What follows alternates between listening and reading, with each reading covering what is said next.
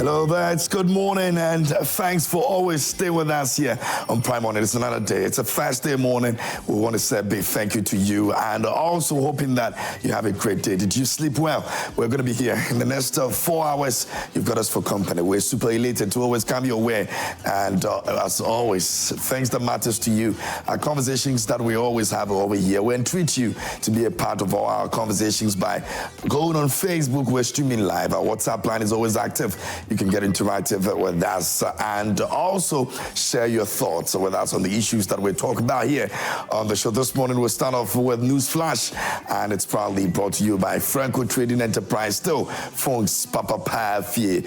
My name is KMJ, and on the show today here on News Flash, we're taking our attention to the issue of Galamsey and what it has done to the country as far as our water reserves, our water bodies, and our forest reserves are concerned. Don't forget that the minister has taken steps to ensure that all licenses that were given out as at December 7th are revoked, and the implications thereof. We're going to be looking at that here on the show. Now, don't also forget that we told you some time back that over 44 of our forest reserves have been captured by illegal miners. Now, 9 of them were told that were completely out of our hands. The good news, however, is that 7 of them have been able to be reclaimed completely by the minister.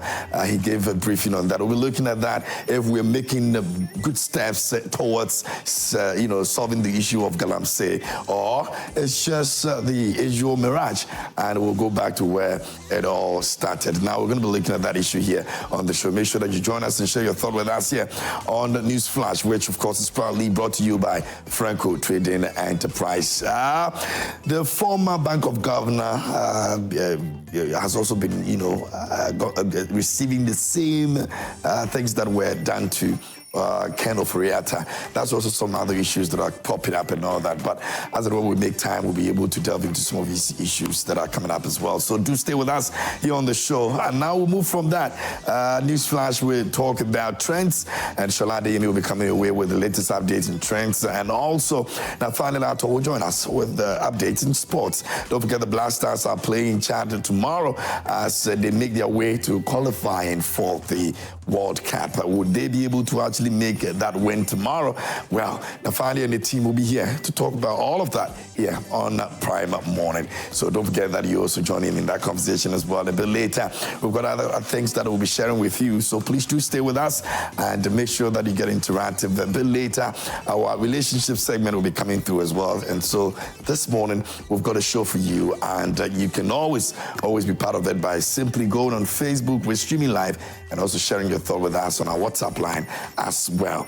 Now we're going to get into our Ghanaian proverb of the day. You know that we're still here celebrating Ghana Month, and we've been bringing you some proverbs in the local dialects and also giving you the English version of it as well. So today we're going to jump into one of that, and then motivation will follow here on the show. So let's check out what we have for our Ghanaian proverb of the day. And it says that Abuo bi bekawa na ofri wontumem. Abuo bi bekawa na ofri wontumem. This one is very, very familiar with a lot of you out there. Now, it literally means that if an animal will bite you, it will be from your cloth. All right, so, but that's the literal translation of it. But, you can relate it to a lot of life experiences. I'm sure most of you have done so. In fact, the former president, may so rest in peace, J.J. Rawlings, has a very nice way of saying this, proverb. And so, yeah, that's what it is. So think about it as you move, as you go about your daily activities today.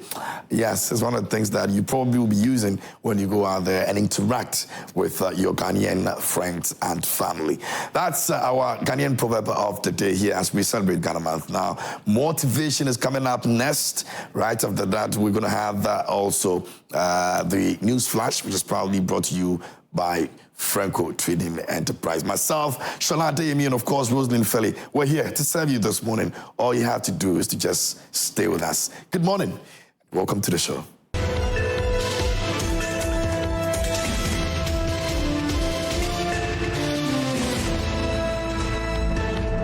News Flash is brought to you by Franco Trading Enterprise. Still, fun papa fee.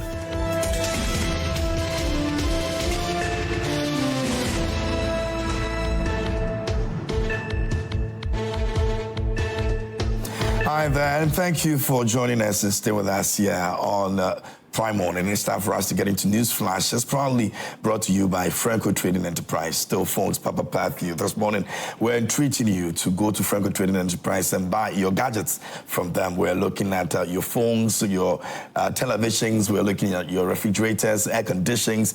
I mean, any gadgets that you want to buy, it has to be Franco Trading Enterprise because we can guarantee you quality and customer service is top notch. And you can call us and make some inquiries by calling the numbers on your screens this morning. Please do not pick any number on social media. Call the numbers that you see on your screens and talk to us. Our branches, our staff are ready to serve you the very best way they can. So please do call us. If you need CCTV cameras to be able to monitor your homes, your offices, anywhere that you want to monitor when you're not around, Franco Trading Enterprise says that come and get CCTV cameras from us, and you can do so anytime, anywhere.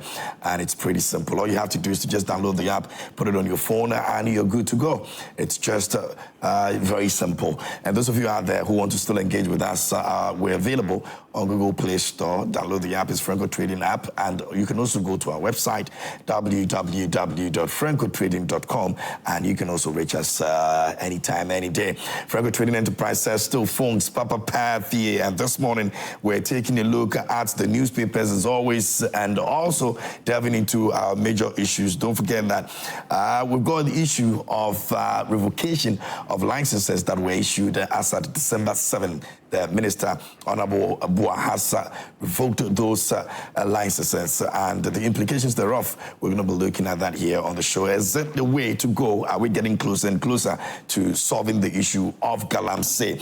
Now, for those of you out there who have followed this, very well, you understand that the Minister came out and said over 44 of our forest reserves have been taken over by illegal miners. Now, in the 44, we had about 9 of them which have been completely taken from us. It means that there was no way we're going to reclaim them. But the good news is this.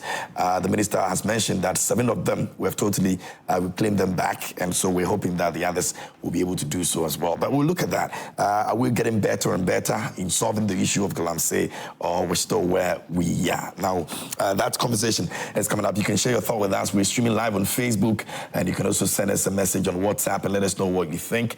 And if it's commendable, let us know. If it's not, let us know as well. But of course, we'll go to the front pages of the newspapers and check out what they are reporting and all. But in the meantime, let me try and introduce one of the guests that is already in the studio with me. And Mr. Osei Kwame Griffiths is here with me this morning. As always, good morning. You're always the first comer. Yes. I hope you're in good spirit this morning. Very much so. Thanks for the time. We're grateful. You're welcome. Great. And we're also expecting lawyer Kwame Jantua to join us, and also Honorable Charles Asante. We're hoping that he also joins us this morning as well. And so, you can also join us, like I said, and share your thought with us. Let us know what you think about the topics that we are treating this morning. Now, let's get into the front page of the newspapers and check out what have been reported so far. This one says that on the front page of Daily Graphic, it says government revokes small-scale mining licenses. And it's the big story on the front page of the Daily Graphic, and it's what we're going to be looking at today here on the show. It says action affects permits issued after December 7. Now, the Association of Small-Scale Miners have also come out to release a statement, and they are not happy about that situation. But the other hand is also the fact that some concerned citizens have also spoken about it, and they are actually excited about this. So obviously you're going to find some people very excited and this not, but they've all got their reasons why they're saying so. We're going to delve into all of that and even more. So that's the front page of the Daily Graphic this morning. Labour Ministry YEA launch work abroad program, and the Transport Ministry inaugurates committee to review Okada operations, and NPA boss vows to flash out illegal fuel traders. That's also on the front page of Daily Graphic this morning. And when you grab a copy, you can check them out. Golden Star Wasa Limited hands over projects to 9 communities, and Medina District Court remands suspect in Ahmed Swale's murder. That's also captured at the back page of the Daily graphic this morning. Let's get to the front page of the Ghanaian Times, and it says the war on Galamsey intensifies. 60 excavators seized. Small-scale mining licenses issued after December 7, 2024, revoked by the minister, and that's on the front page of the Ghanaian Times. Now, minister outlines measures to improve water supply. That's also on page 13 of the Ghanaian Times. Let court determine allegations against the SML. Professor Bwedi says so. And NPA boss vows to flash out illegal fuel traders. And that's also the front page of the Ghanaian Times. The back page says ECG pilots 200 new smart meters at Swami. And Jumura program targets 1,000 youth. That's also captured at the back page of the Ghanaian Times this morning. You can also read about it as well once you get a copy of it. Now, let's go to the New Republic. The New Republic says that Ghana-Sierra Leone strengthens bilateral ties, and Ghana airport employees call for removal of MD. And Ghana's judicial system under fire as Anas Aremiyao announced triumphs in the U.S. And you know about that story yesterday. We spoke about it. A lot of conversations have come out of it. $18 million has been given to Anas, ruled in favor of Anas Aremiyao Anas. Well, on the big story, we have Frema Hot over Tiwa's Chop Chop. That's also captured on the front page of the New Republic. And that's pretty much will be the New Republic this morning. Let me go to the Chronicle. And the Chronicle is reporting on a few issues. On the front page, it says all post-December 7 small-scale licenses revoked. And it's got the Minister of Lands and Natural Resources captured over there. And also the Environment Minister is also captured as well, Murtala Mohammed. And away from that, Ahmed Swale's killing, why Owusu Kranting has been charged. That's also on the front page of the Chronicle. NPP has made Ghanaians poorer, Eric Opoku says so. And Ahanta Himankrong chief pleads with government for health facilities. That's also captured on the front page of the Chronicle. At the back page, let's see if we can get some sporting activities, obviously. Zimbabwe turned to old guard in Benin clash. And attacking football expected in Gambia versus Kenya qualifier. And away from that, Otuado calls for unity as Ghana aim to dispatch Chad. Now, speaking of that related issue that we are actually learning is the fact that the president has visited the Black Stars pending their game tomorrow. And he says that the Black Stars have not been forgotten yet. Ghanaians have not forgotten the Black Stars yet. So that's also something that probably should put a smile on your face if you're a sports fan and you're thinking that the Black Stars has collapsed or, you know, they don't have the goodwill that they used to have anymore and all of that. Well, the Commander-in-Chief of the Ghana Armed Forces and the President of the nation says that we have not forgotten about them yet. So maybe you should also think about your decision in terms of how you look at the Black Stars and where you stand right now. I don't know about let's not say Kwame, if he's a sports fan and he likes the Black Stars or he dislikes them. Well, I really like the Black Stars. I'm not really a sports person, but I mean, the only time I watch football is when the Black Stars are playing. Indeed. As a matter of fact, the funny thing is in 2006 thereabout, you know, I had deployed to Iraq. Okay. And anytime, and Black Stars was playing at the World Cup. And anytime they would be, you know, there would be a match between the Black Stars and any team. I would be the only person sitting at the mess hall with a huge screen, and I'll be watching. You gave me time off, you know. One-man supporter. I'm a one-man supporter. So, I mean, I'm a big fan of the Black Stars. And we wish them well. I'm sure they would.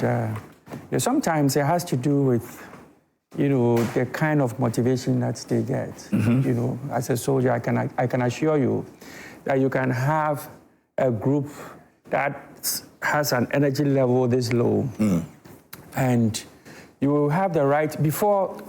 And one of the things also is that before they put a rifle in your hands and send you to the ground, sometimes they let you watch certain documentaries and what have you, and it's all towards psyching you up, putting you at a certain level, you know, of motivation before you go to the field. So I think that I heard the Minister for Sports and some of the comments he has passed, you know, making it more or less a national mission and what have you. Those are things that would ginger the people.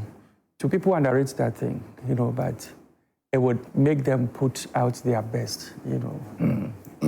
We're looking forward to a win. I mean, we don't have a choice. Yes. We don't have a choice where we are right now. If you miss the African Cup of Nations, you definitely will not want to miss the World Cup. Exactly. And so, as at this point, we don't have a choice. But it still, you know, depends on the players and whether they are ready to make that happen or not. You know, but according to the sports minister, like you said, we've given them everything they need, all the things they've complained about. In fact, it's not even about money, according to his words. It's about a good pitch. It's about the goodwill that will give them, and from the look of things, he believes we're giving them everything they need. So it's up to them now to decide they want to win for us or not. So we hope that it gets better with regards to that match tomorrow. And yes, we're going to be moving on to the issues that we have now. The Ministry of Lands and Natural Resources has revoked all mining licenses issued after December 7, 2024 as part of efforts to combat illegal mining, commonly known as galamsey.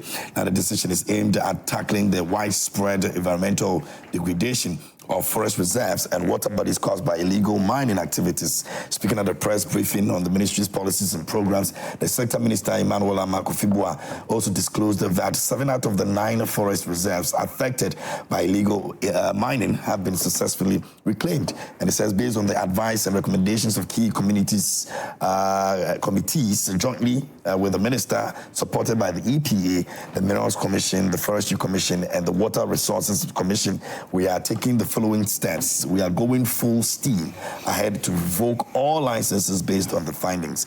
All small-scale licenses that were issued from December 7 are hereby revoked. Whether you have EPA licenses or not, the finding is very clear. Those licenses issued from December 7 were rushed, due processes were not followed, and the right procedures were ignored. However, affected parties will have the opportunity to appeal to ensure the right processes are followed. That's according to him. Now, the Association of Small-Scale Miners is not excited about this. Let me welcome lawyer Kwame Jantua. He's also joined us this morning. Lawyer, good morning. How are you doing? Good morning. I'm well.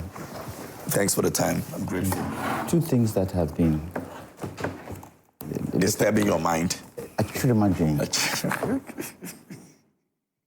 Number one, good morning, Kwame. Good morning. Number one, good morning to our viewers too. Number one, a Greater Accra Regional Minister, Madam Oklu. Yeah, she gave us 100 days to stabilize. What day are we now? I think the last time I checked, was it this week? On Joy FM, they were having the same conversation you were about to have, and I think she's got about 10 days or so. 10 days. Yes. Have we seen a According sign? to the Have we seen a sign? Well, a day is enough to change a lot of things. Or because if she isn't sticking to what she said she would do, she's giving the president problems. That's very true. But she has maybe let's just say she has 8 days or 7 days more. She can light up the whole Accra in 8 days. Bravo, it's possible. Number 2, the energy minister. Yeah, Abu Jinapo. Yes, indicated that ECG has 3,000 containers in the port. The demurrage is in billions of cedis. Who was the board chair of ECG at the time? Who was it? The board chair? Yes. Unless I find out. Wasn't it Afenyo Marking? Did he serve directly on the board? Yes, he was a board chair.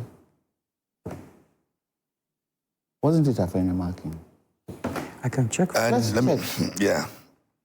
And because I remember, and even if it was ordered before he came, yeah, that's what I was about to say. It's called perpetual succession. He's taking over from another board chair. You cannot say because the goods came in after you, you know nothing about it. What did he do about it? And I'm looking to see what would happen. Whether the political class, and I'm not talking only NDC, I'm talking the political class, both MPP and NDC,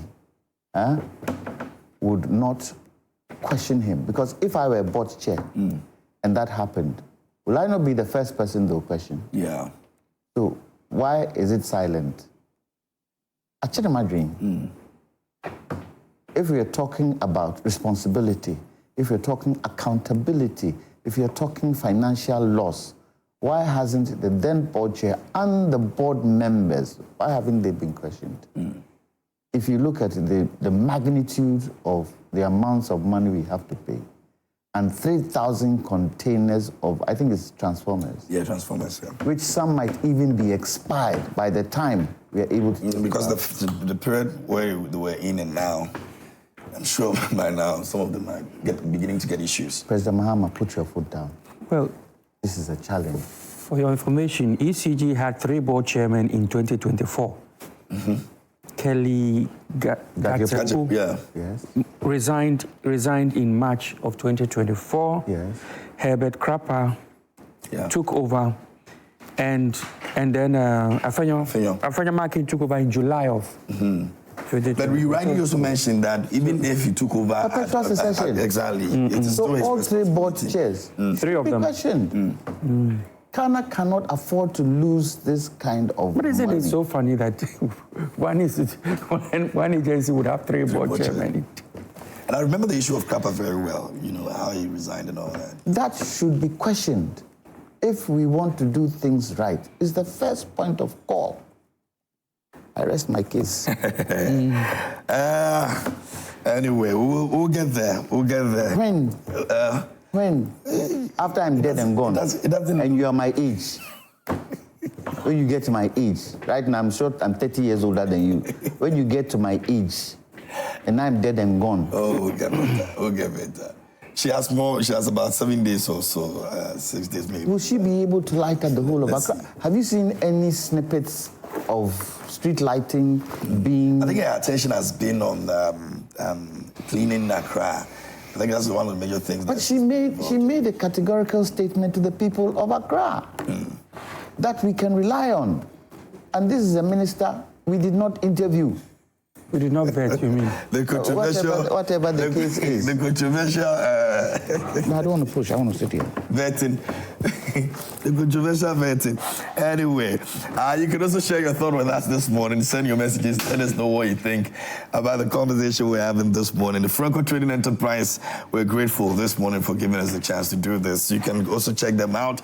Website is there for you to see all the details you want to see, all the branches, all the numbers you can call. Once you go to the website, you'll be able to get all those details and buy from us. We've got phones for you. We've got televisions for you. We've got air conditions. We've got CCTV cameras also for you as well. And all of these, they are very affordable. Now, we're giving you a 40% discount on every accessory that you buy from us. So, indeed, that's a good one. As we celebrate Ghana Month, we're doing well. So please do make your way to our place, you know, our branches, and trust me, you would. It's what it is. I mean, the reality is what you see when you get there. All right, so make it happen. Thank you so much, Franco Trading Enterprise, this morning. Now we're moving on, but before we get into the issues, let me also welcome Honorable has joined us. Honorable Charles Oredo has joined us this morning. He's a former Deputy Foreign Affairs Minister, First Minister, and also the MP for Abri, joining us this morning as well. Honorable, good morning, and I hope you're good. You look good. Yeah, I look good, but I'm not happy. The reason being? Oh, last night we had, reports of... The BOG issue. BOG, another Rambo-style invasion of the former governor of the Bank of Ghana's residence. And then, we were terrified, and I'm hoping that the powers that be will clarify the situation today, and then our minds and hearts will be at ease. You think it's becoming one too many? Oh, becoming one too many. And it's good that the last time we all condemned, these kind of acts, because we live in a democracy. So last night, when we were after Parliament, I was, we were just going to drive our cars, and then 2 colleagues, of mine, NDC MPs, and then they were even concerned. Oh, yeah, they were concerned. And then they are like, I'm like, if you are concerned, then speak out. Don't allow this to happen. Speak out. So once even the NDCs have have shown consent, but I want them to be men, come out and then condemn, and then condemn this act. And I urge civil society, the religious groups, all well-meaning, Ghanaians, to speak up against what is happening. It's so barbaric. It's crude. Okay. Let me add, it's also disgusting for soldiers to go on a rampage in Boko. It's absolutely wrong. The Interior Minister says he's going to take that. Absolutely wrong. The powers that be in the police, the army, should call their people to book. Because one of your people, I don't know whether he was killed or what happened. We've seen this situation before. You go on the rampage. Yeah. What's that? Are we not in a democracy? Are we not? Before. And I think sometime in Tamale, another incident like that happened. A military who should show the discipline. Upper East, something like that happened. They should show the discipline. They should show the way. They are beating civilians. For what? For what? For what? No, it's not right. It's not right. Nobody deserves being raided or being rampaged and beaten. Nobody deserves it. It has to stop. President Mahama, put your foot down. It has to stop. Because the buck will stop. And nobody should come and tell me that, oh, the president is too busy, as they did in the last government. Oh, he's too busy to be worried with these things. He can't be too busy. He's a president for Ghana before he's a president for outside. We need him here. So he should put his foot down. And he's commander-in-chief of the Ghana Armed Forces. It's wrong. We should stop this thing. So what's the use of our democracy? When you see soldiers, as part of this raid, then, it sends shivers down our spines. Because we've never fought a war before, the soldiers, they want something to do. Oh, no, we don't want to get there. That's the thing. We're not sure that's where we are right now. Anyway, now, Zakwame, you want to say anything? Well, there's nothing to say. There isn't much to say apart from... Condemn it. Then let's move on to the issue of the license, maybe. Apart from the fact that, we all do not know what actually necessitated, the action that they took. As for Boko, I'm not going to defend Boko, the incident in Boko. But in this case, I think that let's see what they come out with, Because I told you, I said here the last time that, first of all, it is not illegal. It's not against the law. It's not offending any law to have a joint police and military operation. And I quoted the laws that support that, fact. So the fact that there was police involvement means that, it's not illegal. And based on intelligence that they could receive, they could have acted in such a manner. Because the law also says that if going through the process of taking a warrant would compromise, the evidence that you have, you can go in. And I cited an example of the Interior Minister of Germany, a situation with the Interior Minister of Germany where his fingerprints were found on crime scenes and he was treated the same way even though he was a Minister of State. They thought that he was such a high-ranking official that the process of going through acquiring a warrant would have hindered him in a way. So I think we should wait for what information will come out. And then, based on that, we can begin to pass judgment. Okay. I'm sure everybody seated here in the event, I'm not saying that is the case, that, there was probably credible evidence that, something was hidden there. So we would all be happy if they had found it. I'm not saying that. I'm just saying that. Let's allow them. Your friend is repeating what he said last week here. No, because that is actually a fact, and that's the position of the law. I mean, there can't be a joint military, and I quoted the relevant laws that support that. So I believe that until the information comes Mr. Jakpa is now the raid leader.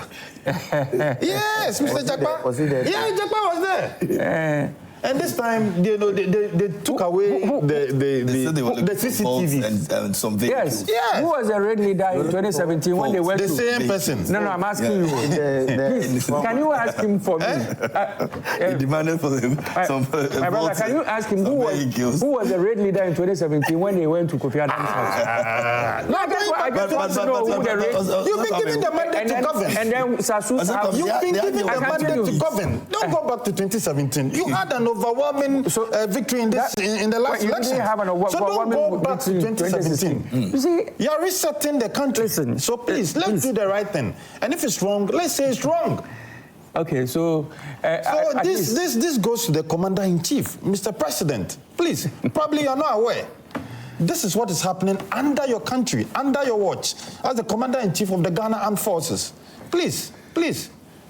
I wish you would say things like this when it was happening under your commander-in-chief. No, but the idea is that we say we want to do better than they are. Yes, exactly. So that's why I'm saying that. That's why I'm saying that. When it happened in 2017, 2020, 20, what have you, I didn't because complain. You say you're resetting because the country, I understand. Do you want to do the same thing? No. You see, that's the point I'm making. That when it happened those days, I didn't complain. You know why I didn't complain?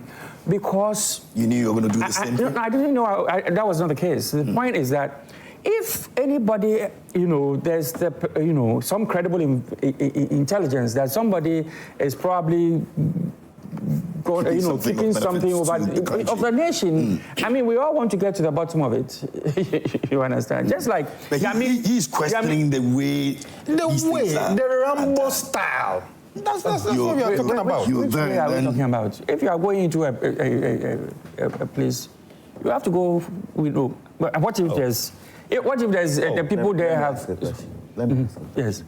So these people who are funding Galamsey, do we know them? We should.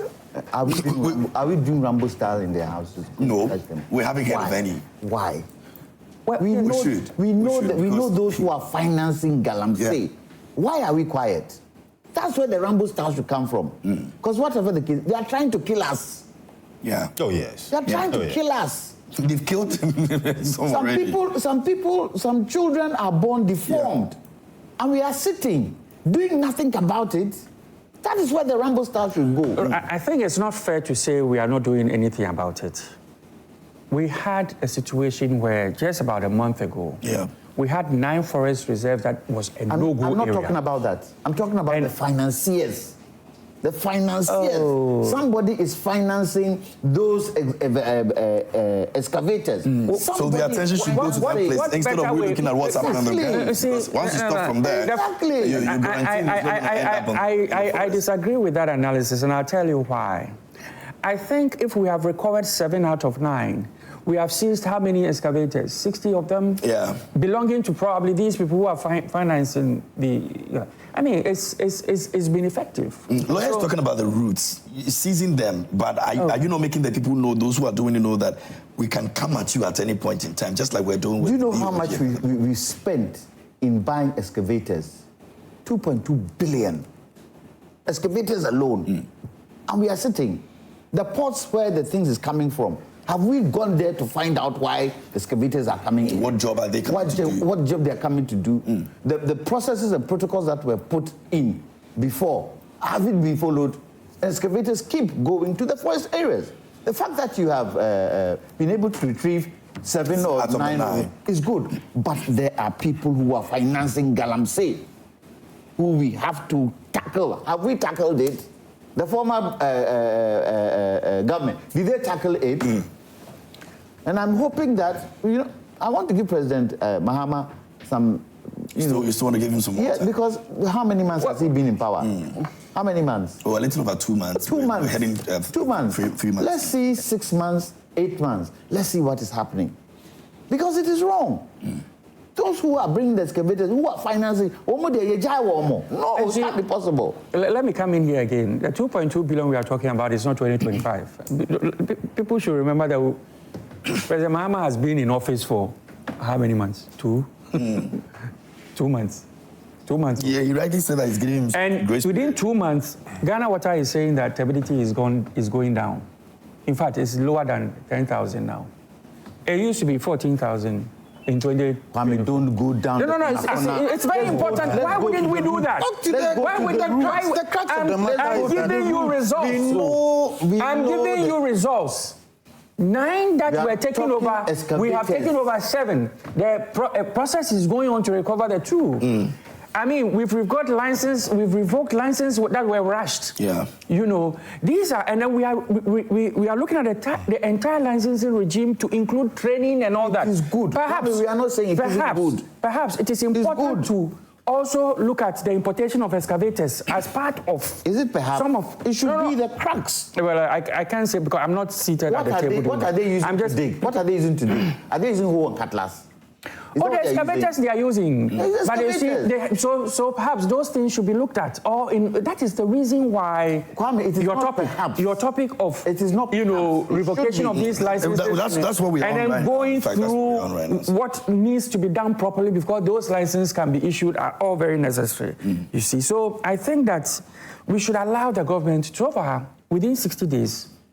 We have taken stability from over 14,000 to 9,000. We've done something right. It shows that the activities are much less than they used to be.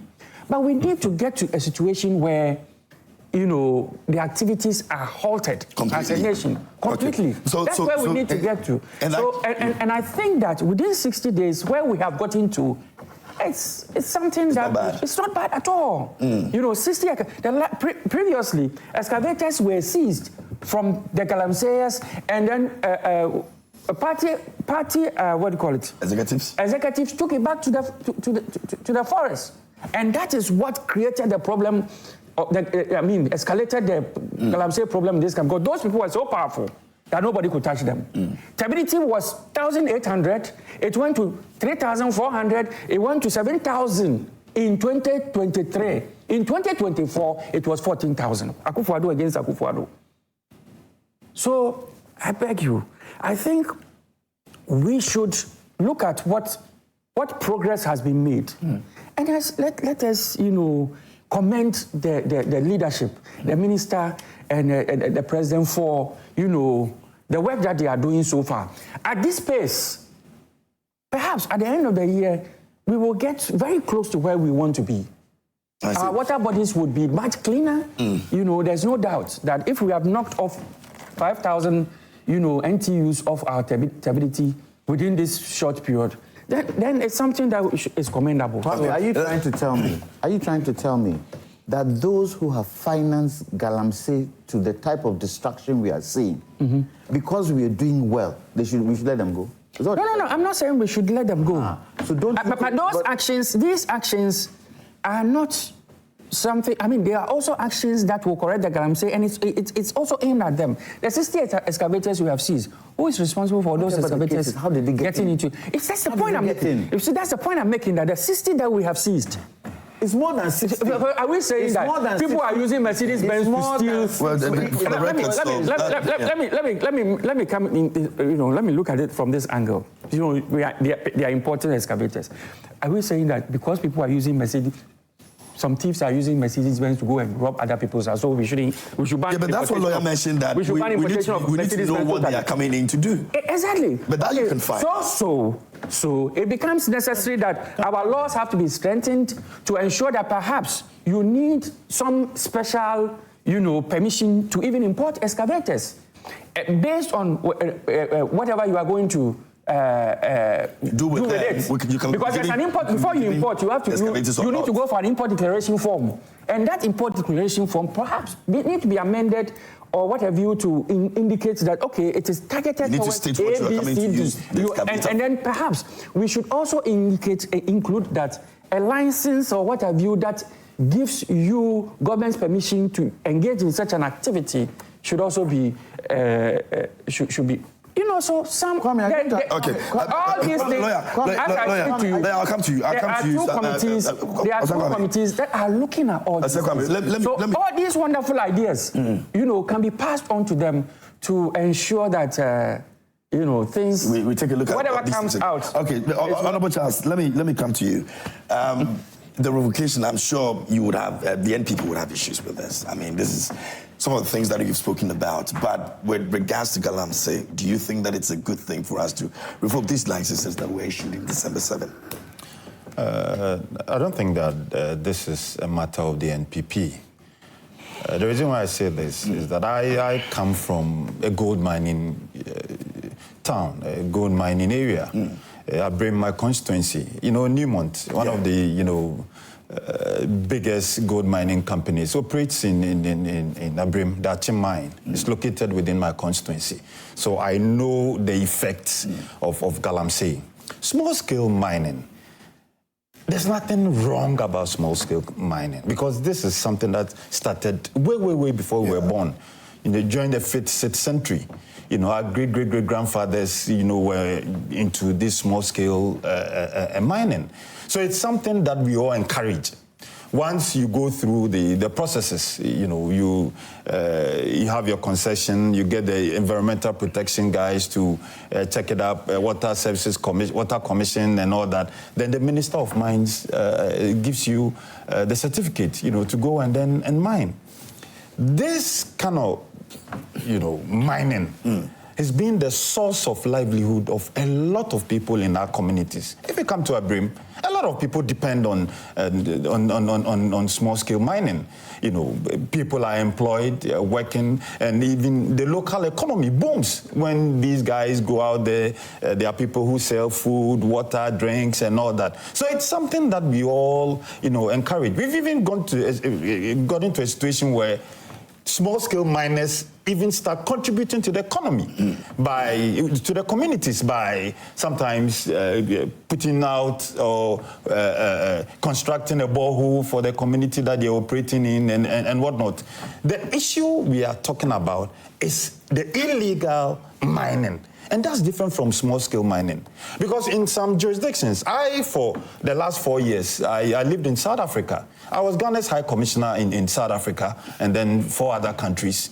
And in South Africa, even the government supports the small-scale miners with funds because they know the role these miners play in the ecosystem. The development of the country. Yeah, but then if you say, that for all small-scale mining companies that were issued with certificates from the 7th and beyond, you are revocating, then what are you talking about? That means you are going back to this same letter that was issued by the Chief of Staff, revocating all people, all Ghanaians who were recruited on the 7th and then beyond.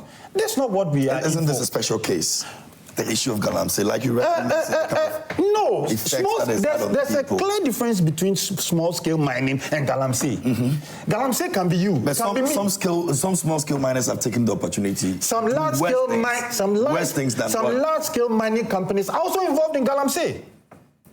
Some large-scale mining companies are also involved in Galamsey. So it's not a matter of small-scale mining. We have genuine small-scale mining companies. They've gone through all the processes. And then, like I keep on saying... You mentioned that the process was due processes. They didn't follow the due processes. And it's giving them opportunity to come back again and reapply. Yesterday, I did hear the executives of the Small-Scale Mining Association of Ghana. And they condemned the revocation as announced by the minister. There are some concerned citizens who are also happy about it. Well, I'm saying that you don't have and they deal with the ecosystem. No, you don't have to generalize it. They are not the only people. I also live in a mining town. I live in a mining community. You don't have to generalize. You don't say that those who were issued receipts from the 7th, you are revoking. No, that's not how it's done. Go through the process. It cannot be that all the certificates that were issued after 7th were wrong. But you think the minister didn't go through them before issuing the statement? Because I'm sure before they even come out to say this, they've already gone through and see that. Let me tell you. Some processes were. Let me tell you. Now, if you go to all the mining areas in Ghana, NDC apparatchiks have taken over.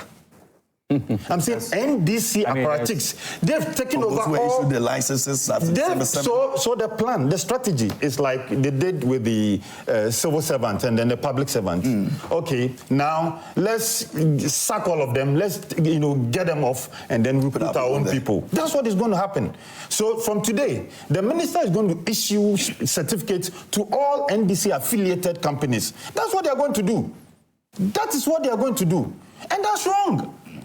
the bold effort of the president in terms of what is happening right now with the airline 2462 will not be able to change anything? No. Is it not that a bold step that the minister is taking? It's not about that.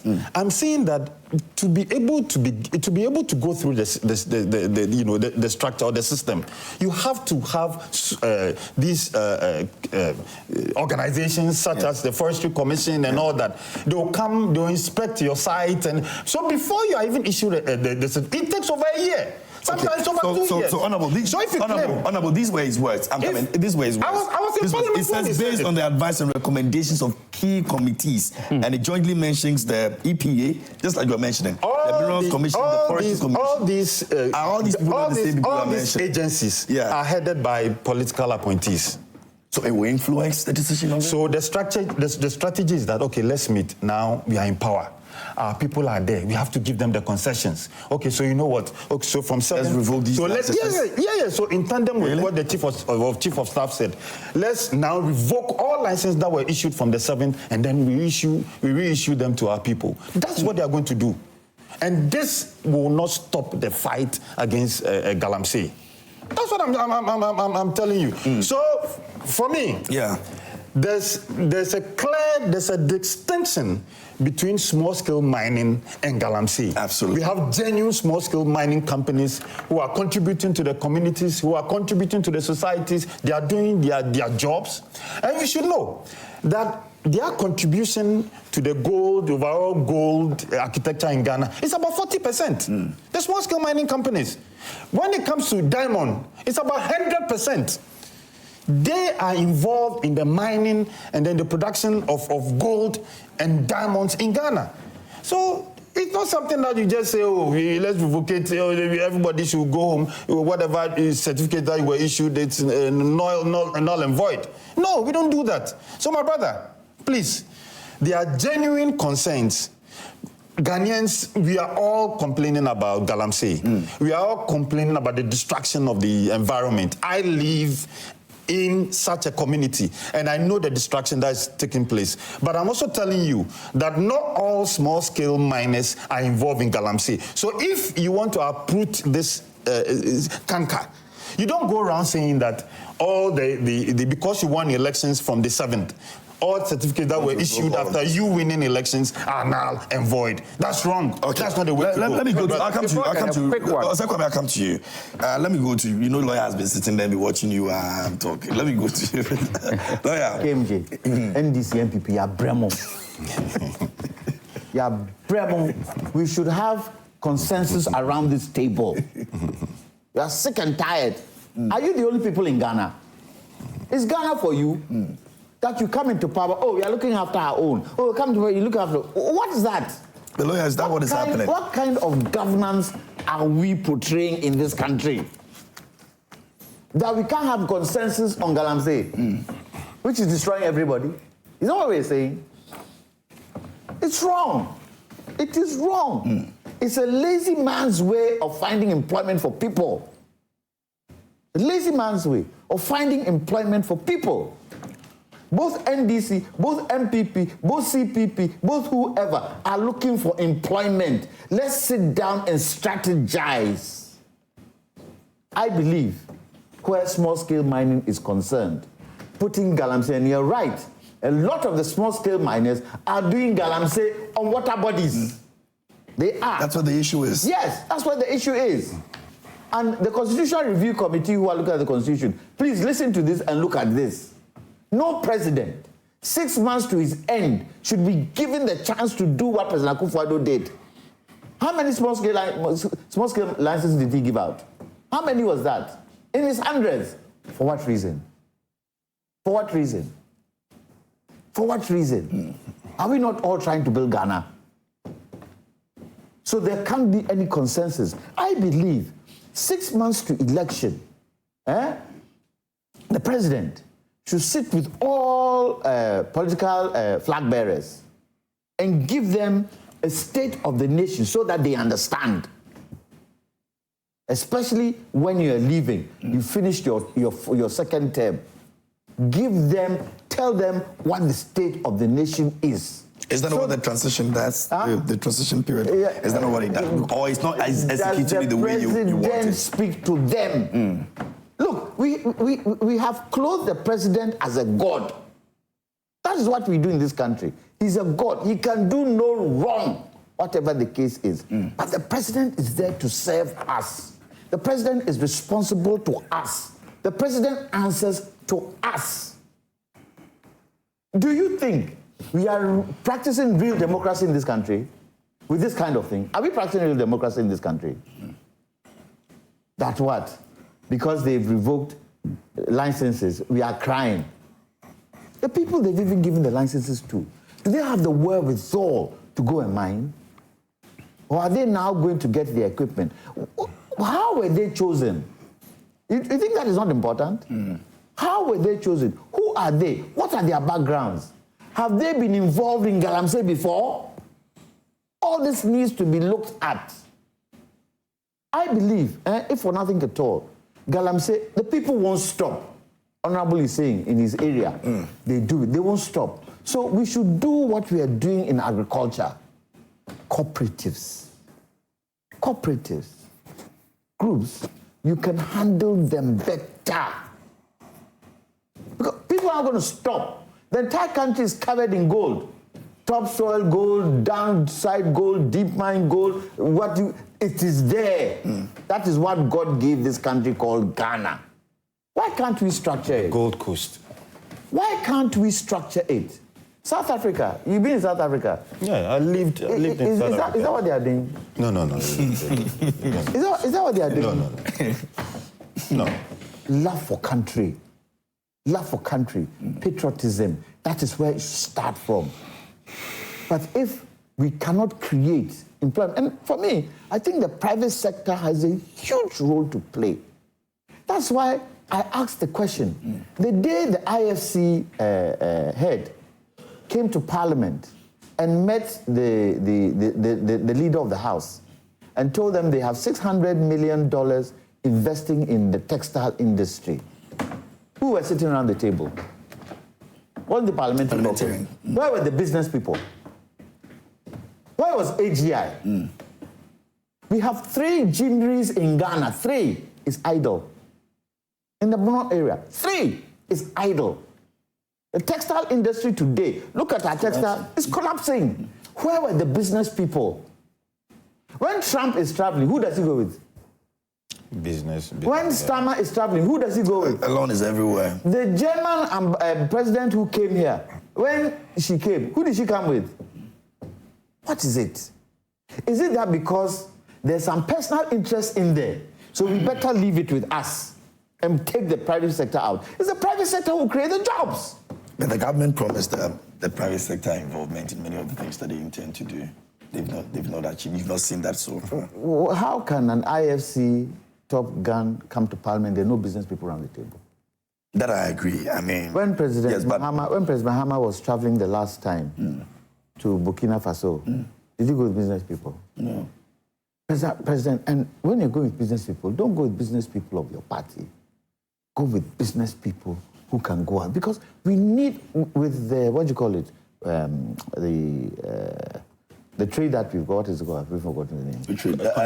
Continental Free Trade Area. When the president is moving to do business, he should go with the business people so that we can institute this Continental Free Trade Area. Yeah, especially with what Burkina is also doing right now. I think a business person would have been better. Especially what America is doing right now, in terms of protecting their own, in terms of cutting whatever aid they are giving us. We need to look in.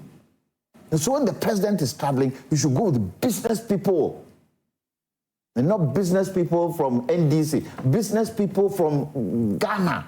Choose them. You know, you go one time with a certain group, the next time go with a certain group, especially within Africa.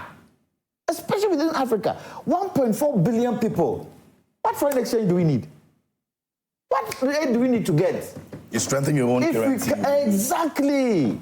That would make Africa a powerhouse. Because we have nearly 65% of the world's natural resources. The Congo Basin can light up the whole of Africa if we plan well. Why aren't we? Why aren't we? It hurts my heart. Look, I'm on the committee that is looking at the VRA spillage. Yesterday, we went to Mepe. It is sad. It is sad. People are still living in tents. Yeah. 2 years down the line.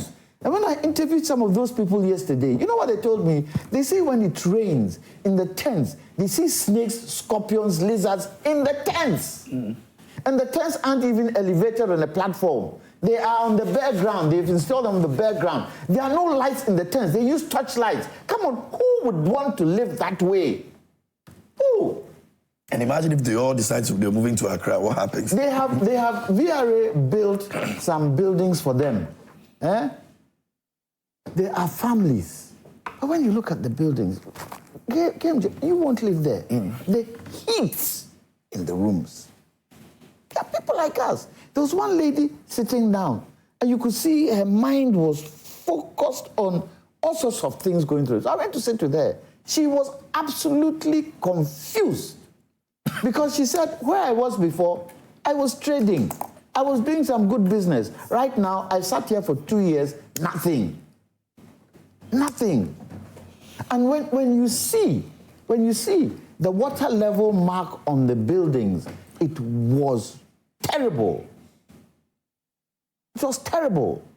And 2 years down the line, people are still going through the impact of the VRS. And Galamsey is also doing his bit. Crazy. I'm going to be getting some messages, but let me take you quick. Good. I wanted to indicate that what my brother said comes straight from the playbook of the MPP. We don't do that. That is not. And in reference to what exactly? Let me. He says that. I've said so many things. Yeah, that's. I just want to go. And we are two here. We all, made some comments. So Honorable made a lot of comments. Yeah. I don't know which one you want to address. That's why he said that we need to distinguish between small-scale miners and Galamsey. That's very important. Yes. And he said that these small-scale mining licenses, people rely on them for their livelihoods. Yes. And that we are trying to just create these reforms and take those licenses and give to our own party people. The NDC. Exactly. People. You see, that's what they did. So that's the reason why he's saying that he thinks that's what we were going to do. Look, do you know that in 2017, under President Akufo-Addo, he said that WHO required limit for turbidity was 5. We were at 560. Based on that, he revoked all licenses. He suspended all small-scale licenses. And then they came up with the MCAS, which was supposed to streamline licenses. And after they finished December 2018, they revoked a lot of licenses. Most of them were issued under, all of them actually issued under the President Mahama regime. So maybe perhaps because they went through that process, he thinks that is what we are trying to do. Meanwhile, what we are doing is very genuine. We will not sit down for any NDC person to take the excavators, any of the 60 excavators and take them back into the forest. We will not do that. We will not allow any NDC people to take over the Galamsey, and then, because when we are driving out, when the minister reported that 7 forest reserve have been, we've taken over 7 forest reserve. It doesn't matter who is there, whether it's NDC or MPP. We drive them out. And that is what we are doing. So I think that we should rather support. That's why my brother said we should be able to have consensus on issues that are so much affecting, the country. And then allow the government the space to do what it's doing. So far, within 60 days, what we have achieved is remarkable. We should look to the end of the year and see what results that we are going to come up with in this country. So please, this is not the first time licenses have been revoked in this country. When it was politicized those days, it was a different story altogether. We are not going to do that. In 2017, that's why I keep saying that. All of them, not just the ones that were issued after December 7th, 2016. I'm going back. All of them were suspended. Kwame, what has happened in the past you can't change. Yes. Oh, no, I understand that. But we need to be guided by those things. We need to be guided by those happened in the past. It is important to make that point. What has happened in the past? If they have done those in the past, they shouldn't think that we are going to do the same thing. No. Our intentions to make sure that we deal with Galamsey, those intentions are genuine, and so far we have achieved results, and the government should be commended for what we nobody is saying you took stability from 560 and sent it to 14,000. Now we've brought it to 9,000. It's coming down. It's coming down. So let us. Can I get some messages? Just a minute. Nobody has said. He's my brother. Nobody has said we shouldn't commend government, but there are certain things that you need to also look at. Yes. Are you trying to say we should shield the financiers? No, we are not. So why haven't we heard any of them? Let me ask this. Is it because politicians are part and parcel of it? No. Please. It's a good. Is it true? It's a good point you have brought out. You see, it's a good point you have brought out. As I told you, there are two committees that are working on the reforms. This could be put. We need to see those who are financing Galamsey. We all need to do that. And the 60 excavators that we have seized, the 60 excavators we have seized belong to those people. We need more. Seize more. Yeah, we are working on it. You see, if it was them, they would say one excavator, one day. Within 60 days, we have seized. If it was them, this kind of banter in politics doesn't. It is affecting. They would say one excavator. Let me do some messages. We'll come back and continue. This one says, good morning, KMJ. It's strange the NDC approach to fight Galamsey. The funniest is the recently Blue Water Guard they outdoored. So our military men couldn't fight Galamsey.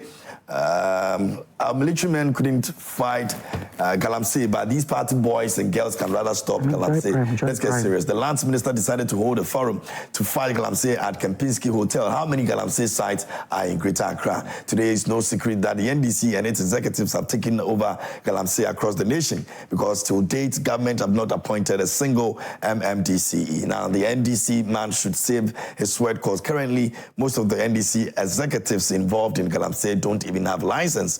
Nothing have changed when it comes to Galamsey. It's rather getting worse with impunity. KMJ, it will shock you to know that due to the absence of the MMDCEs, NDC party executives are even instructing small-scale miners to send their royalties, which are supposed to go to the various assemblies, to NDC party office. That is how bad the situation is on ground. Anyone who fails to comply with their directive will lose their concession because Abba na Abba. Nobody's questioning the government why to date government has not been able to appoint MMDCEs after sacking the previous MMDCEs. So there's no leadership at local government level, and party boys are going around ordering people left, right, center. You read that? I'll come back. Yes, I would react to that. Good morning, Mr. Host. The NPP man stayed in SA, as he indicated. In SA, will a government exiting issue licenses to small-scale miners or recruit people in the thousands without financial clearance? Lawyer asked, and he said it's not done like that over there. So I think that was answered. Now, good morning, everyone. Please, this is just by the roadside of Bwadua around Akwatia. And immediately after elections, one man called Alhaji Idrisu, who is a leading member of NDC, is doing. It's very bad. NDC and MPP are wicked people. I think it's a video. I don't know if my team can help me see. Just send your team to come and have a look at it. I'm not sure if we can play that, but team, please try and download and see if we can play it later and see what exactly it is. Master Planner Junior Kintampo says, the rate at which the Galamsey is going is so bad. Why is President Mahama not declaring state of emergency as he was calling the then President Nana to declare a state of emergency on Galamsey during the 2024 elections campaign? Was it because of votes? Where are those naturals doing demonstrations against President Nana because of Galamsey? Is it because they now have appointments? The hypocrisy is in this fight is the main impediment in the fight. President Mahama and those neutrals apologize to former President Nana and the MPP for accusing them so that we all move on. Stop the Galamsey now, NDC, as Master Planner sent in that. This one says, good morning, KMJ. It is rather unfortunate that people who attacked the previous government about illegal mining today have gotten an appointment and decided to remain quiet because their mouths are full. I have regretted voting for the NDC. Joy from Bolga. Good morning to Lawyer Jantua, Kenashibe, and Erastus. Okay. People are regretting already. KMJ, tell the MPP man to stop lying. He's not the only one who lives in the mining community. And also, no large-scale mining company does Galamsey. The MPP should keep quiet and let the government work and stop the propaganda. And that's from what inside Asasatre Elembele. Let me go to this one over here. And it says that Galamsey, I lived in South Africa for 15 years and the government is chasing Galamsey people. Some are even killed. They call them Zamazamas. Police are killing them. They mine underground. They don't pollute any water. The police close their mines down. Okay? Looks like we have to be looking at South Africa now. This one over here says that, and that's from Musa Abato in Asawase, Ghanaians should keep faith on President Mahama and the fight against Galamsey because he has demonstrated strong commitment by appointing a competent and incorruptible Emmanuel Ama Kofi-Bua as the Minister of Lands and Natural Resources. And we are already seeing results in the battle against illegal mining. 8 years, Akufo-Addo couldn't fight it, but just give President Mahama 1 year, he will eradicate Galamsey in Ghana because he has shown enough dedication towards fulfilling his promises. Okay, let me go to this one over here. And, okay, I think I've read that. Let me go to Akonsi Gariba, and it says that the NDC and its allies alike, Professor Jampo told the MPP administration to ban all forms of mining in Ghana. What has changed? And these hypocrites are now silent. Hypocrisy and dishonesty are killing Ghanaians. Enough is enough of the so-called independence voices who pretended to be neutral people in Ghana. My regards to Dr. Mahmoud Baumia. Okay, let me go to Dwaya Nkwanta. Osebunsu is there, and he says, good morning, KMJ. Kind regards to your panel. When are we going to be nationalistic and stop this partisan considerations? The revocation of the licenses for mining issued after December 7 is in order. We should encourage the minister to do more. Are people happy when they pass the Ankobra and Inem, although the blue something is just job for the boys, which will not yield any results? Why is our president not issuing state of emergency on our forest reserves and river bodies where illegal mining is going on? We are watching. Okay, let me go to Dachi, and Dachi is watching from a Jumako Assassin, and it says, good morning, KMJ. You were looking traditional this morning. I always feel happy listening to the knowledge and wisdom from my mentor, Lawyer Kwame Jantua. I wish to get his number after the show. He always makes sense in his submissions. Let's help fight Galamsey. All right, Dachi, I will see what I can do with regards to that for you, but thanks all the same. Alasa Sisse from Zeno Central says, good morning to everyone. The law enforcement agencies have every right to come into your premises to conduct any search based on intelligence that they might have. All former or current government officials should be prepared to render an account of their stewardship, and political actors should stop telling us that we are in a democracy, so those searches should stop. These are the very people who use their political positions to destroy people's businesses and render individual bondholders and pensioners hard-earned capitals by giving them head cuts through their reckless management, wicked policies. Okay. This one over here, it says that, good morning, KMJ. If arrogance, pride, the inability to listen to the masses and uncivilized utterances are some of the factors that sent NPP to a position, then I think some elements in NDC have not learned any lesson from 2024 general election. Power has taken them to the peak of pride and arrogance. Some of them are in parliament and are still behaving as if they are in opposition, saying all kinds of things on social media and can't contribute meaningfully to parliamentary proceedings. Indeed, babies with sharp teeth have now turned to adults with thorny wings flying around to devour. They are even saying that because it happened in the previous government, there's justification for the new government to do worse. Then why did Ghanaians vote massively for you? Ghanaians are still Ghanaians and will show the arrogant where they belong. Emmanuel sent in that. Let me go to this one. It says, good morning, KD. Please let the NPP man know that the NPP party is not in power again. I can see in the eyes of the NPP man that he is part of the illegal Galamsey people. Oh, come on now. The way he's talking shows that the revocation of all licenses was disrespectful of his lifestyle of talking. I wish the land minister would wish the land minister all the best. The land minister should even revoke all the licenses for the past 8 years. That can also help. MPP never again fight against Galamsey. Daniel from Ho. Daniel, like you bought this morning, easy on the Honorable Charles. Okay. Good morning, Kevin. The MPP man is telling Ghanaians what they were doing in power, but we ordinary citizens believe in JDM. NDC's this Galamsey issue will be a thing of the past. Greetings to my MP for the radio constituency, Honorable Alfred Nikote Ashi from Samuel Nasi. I'll do a few and then we'll move on. It says, good morning, KMJ. Please, I want to know from the NDC man in your studio. The NDC man in my studio, his name is Osei Kwame Griffiths, okay? What extraordinary policy has been introduced or implemented by his government that was not done or implemented by the previous administration? We heard all the noise by the NDC and its hypocritical alliances they made about Galamsey. Whilst in opposition, they should simply get to work. Amino in Sawem. Good morning. I think you all politicians are same. Instead of condemning and calling for stiffer punishment against these soldiers, you guys are there massaging and pampering these. Okay. But you can do so without any attempt to disrespect anybody. Please try and be very decorum when you're sending your messages to us. No insult on this platform. No insult. Zero insult. Just make your points, make your case, and do well to put the names of the people who bring you on the show. So when you're passing your comments, you can address them, by their names. I think it should help. Just like we also address you by your names when you send your messages to us. We can all build the nation by doing that, can't we? Great. Now, let's get back to it. I'll probably go through. You made your point before I went for the message, yes. I guess. Okay. So maybe we'll do just a quick one on this and then we'll wrap it all up. I don't know what time my producers are giving me for this, but we may just be ending the segment very soon. Honorable, I'll come to you so that you can also respond to some of the few comments, especially now the we one have that... 2 topics to discuss, don't we? Yes, I'm looking at the time now, but we'll hopefully... It's only 7:15. Yeah. We might not get to 8 o'clock today because we're ending the entire show very early today. There's a program. So, but let's see what we can do.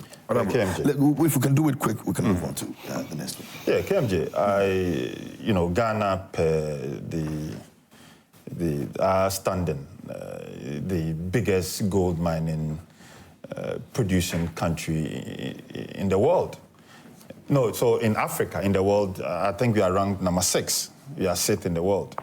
So, like Lawyer Jantua rightly said, Ghana is gold. Gold is Ghana. Ghana is Gold Coast. So once people live within these communities where there's gold, you can't stop them, from eating, from the land of their birth. But then what we are concerned about is the destruction of the environment, to the extent that is threatening the food security in these communities that do have gold. Because if you come to Abrim, for example, a lot of these communities, because of mining, because of this illegal mining, Galamsey, now it's threatening the survival of these communities because some of these guys go, to buy the concession. They pay you off, have access to your farms, and then destroy your farms, and then start, digging for gold using the champagne and all, mining in waters, and that's what we're all against. The consensus is that all the political parties, all civil society organizations, religious groups, and all that, all of us sitting in this room or on this table, we've agreed that illegal mining is a no-no. So what can be done? What can we do as a country to curb what is happening? We did proffer solutions. Dr. Baumia suggested, this gold catcher. Gold catcher is popular in South Africa. It's a system where you can use, without mercury, you end up still leaving the environment intact, and then you just go for whatever gold that you want. And that's what we want to encourage in Ghana. Soldiers have been deployed in the past, but we've seen that they've not worked. This idea of deploying soldiers have not worked. It's not worked. I was amazed when I saw on TV about 2-3 days ago that the Minister for Mines had gathered some youth, over 100 youth, and then they've adorned them in Adidas tracks and then white T-shirt, and then giving them the authority to go around and monitor our bodies, our water bodies. And then I don't know whether the mandate is to also report those who were involved in this illegal mining. And if soldiers have gone and have failed, are we sure these young guys, because those who operate these legal mines have access to guns. When you go there, when you go to some of these sites, there are people who are protecting them. They have macho men with guns. And if you look at the caliber of people who have been deployed to go and then monitor these water resources or water bodies, are we sure that these people can do the job? So that's been the concern. I think that this idea of using the youth, this 19, 20, 21-year-old, guys to do this thing, it's to me, it's far-fetched. Let's get them. Let's get the military back. Let's use drones. Let's go for the financiers, as we've all, agreed on. Because at the end of the day, it's the financiers. They are the people who are making sure that this situation persists. So if we don't do that, and then we play to the gallery, people will march, they will dance, and then you are deployed, we will come back to square one. We will come back to square one. Okay. So let's get our acts together. For this, you have a bipartisan support in Parliament, both majority and minority. We all agree that Galamsey is bad. It's affecting us as a country. It's increasing the level of poverty in Ghana because swaths of land are being destroyed purposely for people to mine or to go and prospect for gold. Now, recently we read a report in Parliament where even cocoa production is falling as a result of Galamsey. It's affecting our livelihood as a country. It's affecting our existence as a country. And I think that we can do better than what's been done now. Okay. Griffiths, let me just say that. So sometimes I get amazed at some of these comments, especially when it comes from my brothers on the other side. But before I deal with that, let me respond to a few things that were said. Okay. We didn't ban all licenses. We haven't banned all. We didn't say we should ban all licenses, and we haven't introduced any new law. We are just enforcing the existing laws, and that is the results we are seeing now. That we have taken over 7 out of 9 forest reserves. My brother was saying soldiers have been deployed in the past, and it didn't work. It didn't work because the soldiers had no authority to deal with the caliber of people who were involved in the mining. And the president has said, and the young guys can do it. See, you are thinking that the fight against Galamsey is all about using guns and fighting. No. See, gathering the right information and what have you is also part of it. But let me say this. Okay. The soldiers have not worked in the past because they didn't have the authority, they couldn't gather the authority to deal with the caliber of politicians that were involved in the mining. President Mahama has said he will not shield anybody. He will not shield... Do you know the caliber of the politicians? Name us and tell us. Oh, but it is not from you. No, but you are saying what's his name? The man who was put in charge of, is it Kusi Boatin? What's the name? Put in charge of what? No. So, excuse me, I'm just mixing up. Okay, give me a moment. The professor that wrote a report. From Pomboat. Okay, give me a moment. I'm just quoting his name. Give me a moment. I'll come back to you. Just hold your thought for me. Let me speak to the Ghana National Association of Small-Scale Miners, the PRO, Arafat Suleimana. He's joining us on the phone. Arafat, good morning. Good morning, sir. I hope you're good. Well, we are doing well by the grace of the Most High. Okay. You represent the Ashanti region, the Ashanti region chapter. What is this revocation of licenses, small-scale licenses from December 7th? Conversation around that. What do you make of it? Well, the caveat is what is important to us. Okay. Assume I started processing my licenses way back in 2022. Yeah. And then, say, after December 7th elections, my license was signed. Then immediately change of government comes in. Then I hear the license has been revoked. It becomes unfortunate for me. But in an instance where license applications have been put through after December 7th elections, and by 7th of January 2025, it has been approved, it's problematic. Possibly, political persons have been given certain licenses, or people of interest in certain big ways have been set licenses. And with that, we probably that would not viable. But in a few where and that is sitting in the minister's office for 1 year, then finally, and then the license booked again. That is boring.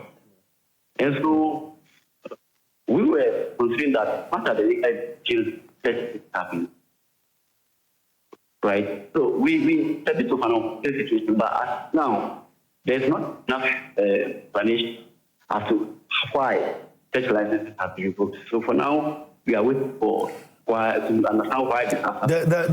The minister mentioned that some procedures were not followed, due processes were not followed, and they intend to actually take a look at that. Is that what was given as we? Yes, so like rightly said, if such license, because if I have started applying my license way back in 2022, let me take you through a bit of a process. If I want to apply for a small-scale mining license, I don't just go to the Mineral Commission and begin our application. First, I do a search, trying to find out where there is a blockout for small-scale mining. I will now go into the communities to find out where such areas are, located. And you don't just go in there, you go with staffing, possibly a surveyor or a geologist who knows about when it comes to mining. You pick your coordinates, you come back to the Mineral Commission, do a legal search, indicating that that area is available for mining. Within this process, you are also going to do your sampling to know the mineralization of the area. There are community entry, what they call it, requirements you also go through. So it's a bit of a tedious and a long process. And you went through all of those processes? Yeah, you go through all those processes. To put through your application, and then you go through all the steps. So when there's a recommendation from the minister indicating that you've been approved to get a license, before the license is prepared, and then it goes back to the minister's office, then signature will be appended. So let's assume I've gone through all this. For all this, so if the minister is seeing 30 processes, fair enough, watch it. And that is why we are, as been the license go through after the December 7th election, and within less than a month or so, such lines were approved. If his case is justifiable, fair enough.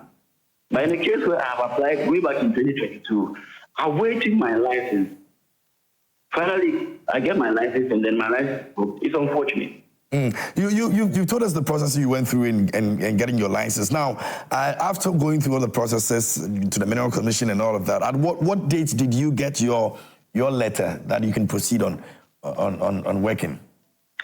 No, you see, you don't get a letter of working. What do you get? What's the approval that now your processes have been approved, so you can go ahead and mine? No, even when they approve, you don't go ahead and start mining immediately. You have to go for the EPA as well. And now there's a new law that also indicates that you have to go for a water use license as well from the Ghana. Yeah, so but I'm talking about a time when you were doing yours, not now, or not some of the things that have come up now. When you were doing yours in 2022 that you mentioned, the processes that you went through, at what point were you approved that you can go and mine? Or you have not started yet? No, it depends on the load of work within the ministry, the commission. Within 90 to 120 days, your license should be almost ready. However, it is actually the prerogative for the minister whether to assent to the license in this way or not. All the process, after being followed by the commission, it goes to the minister for approval. So in your case, it depends. And so, like I said, since 2021 through to 2024, we have a lot of licenses locked up at the minister's office that hasn't been approved. Okay. In thousands. So this number, like I said, we would like to know the caveat to which these licenses are available. I think it's less than 200 licenses that were signed within that period. If these licenses are part of the over 4,000 lines that we are aware, renewals and new applications that are locked up at the minister's office, if they are part of that crop, I think it's unfortunate. But if it is put through within that 1 month period, and the minister has a problem with it, fair enough. So have you started mining yourself before the revocation? I've been mining, yes. Okay, so you started before the revocation came, right? No, my license wasn't part of such licenses. Okay. My license wasn't part of such licenses. What are the concerns of your people right now? You represent the Kumasi chapter. What are they saying? What are the steps you're going to be taking? We are alarmed. This issue. In fact, currently we are consulting. 2 days ago, we were in a meeting with one of our lawyers trying to find out some of the issues that are coming up. For instance, we've heard of the corporate. Laudable, this is already in the law, where miners could be grouped into cooperatives and then given licenses to work. So it's actually the typical case of the quote-unquote community mine. However, there is unfortunate instance where we find mining in communities and not community mining rather. But that is not the case now. So cooperatives is already in the law. Where miners, and we have set cooperatives already within most of our areas. We have some around the exits of Obuasi. The BNE has been there for a very long time. Some parts of Eastern has been there. So, well, we don't have issues when it comes to doing things and doing them right. Mm-hmm. Yeah, we don't have issues with that. Yeah, it was the next thing. Our focus is to get the sector formalized and actually impactful to the society. Exactly the point. It was the next thing I was going to ask. When you guys meet in your meetings and all of that, do you guys sometimes think about the effect of what the excess of illegal mining is doing to the nation? And you guys really have? Oh, I think we lost him over there. That's Arafat Suleimana over there. Say again. No, you will. We'll try and see if we can wrap up with him when we get him back. He's the PRO of Ghana National Association of Small Scale Miners, the Kumasi chapter, Arafat over there. Let me get you to finish. Is it the Ashanti region? The Ashanti region chapter, yeah. So, the minister said that I think people are not, paying attention to that a small scale mining review committee has been put in place, chaired by Alhaji Yusuf Ilobe, so his deputy. And that those licenses that have been revoked, if anybody has any cause to believe that he has been dealt with unfairly, an avenue has been created. Now, this committee is not just looking at the guy put a figure to it about 200 that were put through after December. Why don't you do the auditing first? Then those who are found culpable, then you revoke. Why do you do it the other way? Well, how did you do it the other way in 2022? Kwame. Kwame. That's why I say, so when it comes to mining and education, I'm not going to take lectures from the MPP. Yeah, but the continuous referencing to what they did. The past. When you say you want to reset, let me continue with what I'm saying. Move on. Let me continue with what I'm saying. So they have and you heard from the man who just spoke, that about 4,000 licenses were locked up. So throughout 2023, 2024, these licenses were locked up in the minister's office. He's not even sure if the 200 that were issued or so, that were issued after December 7th were part of those 4,000 that were locked up. He's not even sure about that. So you lock up all these licenses that in the process. When it gets to the minister's office, it's left with just a signature. You don't do it as soon as you lose December 7th, then you sign licenses for about 200 people. I mean, please. Let's get serious in this country. So I think that at least when we did this, we have created an avenue for them. If you believe that you have been dealt with unfairly, if there's justification that you started your process of acquiring the license and maybe you got some pre-approvals and perhaps your file got to the minister's office perhaps in 2023 or 2024 as the early part of 2024, as the gentleman said, fine. The committee is there to review those things and then make those amends. But having said that, I think we should allow the government to deal with illegal mining, because some of these things, the entire, and you read from the minister's statement that, the entire licensing regime is going to be looked at again. Because sometimes the concessions that have been given to people, those same sites are being used for illegal money. And when you accuse, you confront those people who are been given licenses, they say it is illegal people who came there at night to come and do it. So all that is being looked at to make sure that when we give you a place to mine, you are responsible for whatever goes on in those sites. Okay. There's training component in it to train people as to how to mine responsibly. My brother was talking about, you know, how it is done in South Africa. Gold catcher, Yes. Yeah. So, you see, so we have some agreements. Okay? Let me support you on this. Let me support you. You know, in South Africa, they don't tolerate water mining in river bodies. So we shouldn't tolerate it here. But then if there's an old pit, and then you want to go and then explore, then it's up to you. Even with that, when you are caught, you'll be dealt with. If there's an Zamazama, they are called Zamazama. Like what we say, Galamsey, they call it Zamazama people.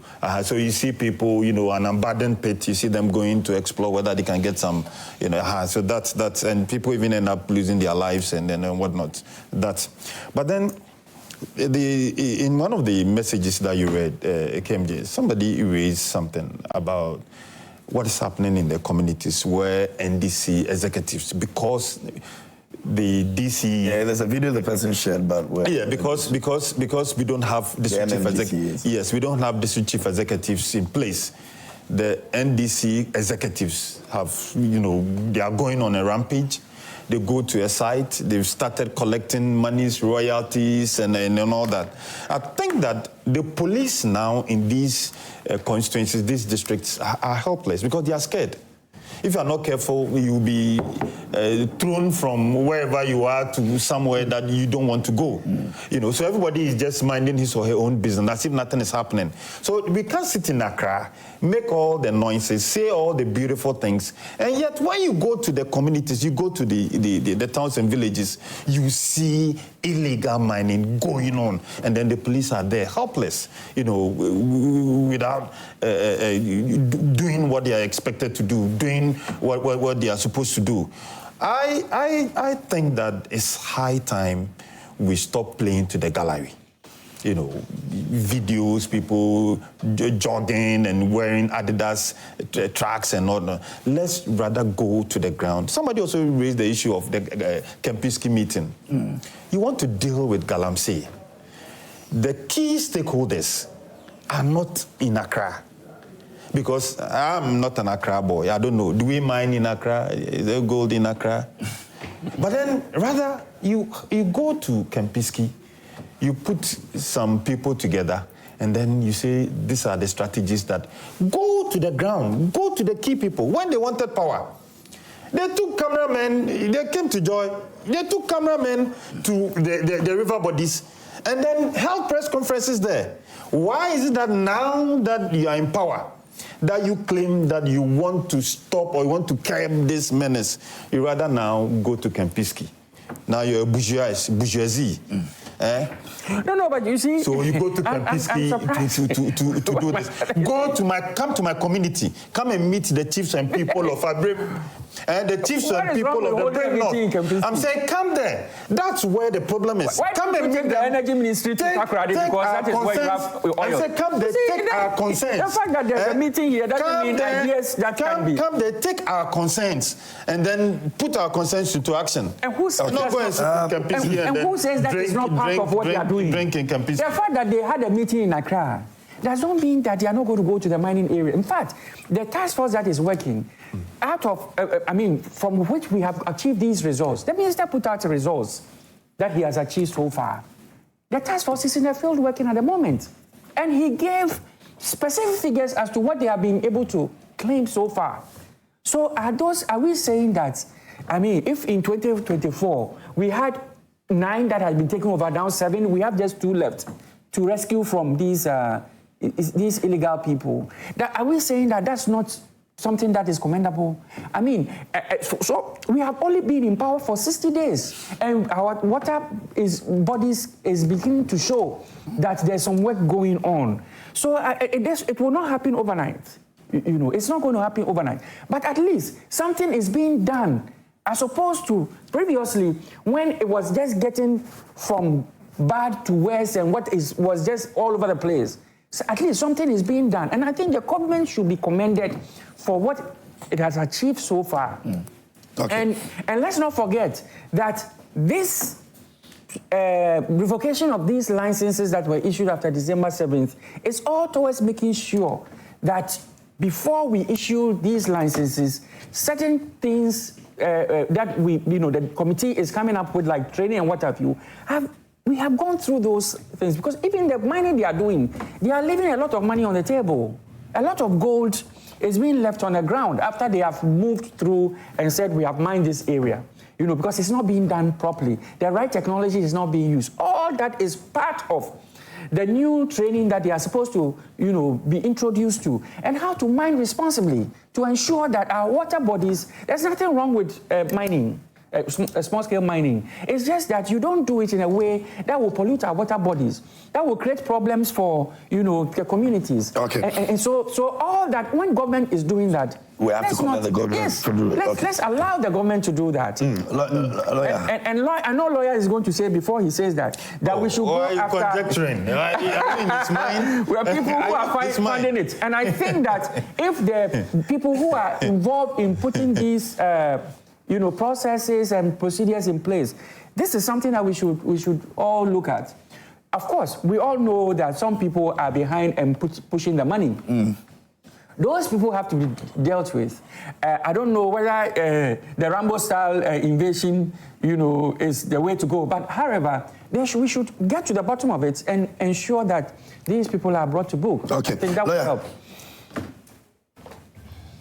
Has he finished? Yeah, so... You can finish the lecture.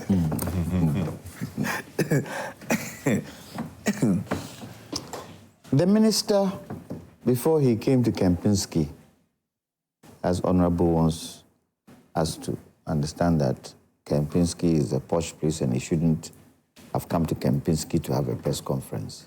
He has traveled around the country, hasn't he? Thank you.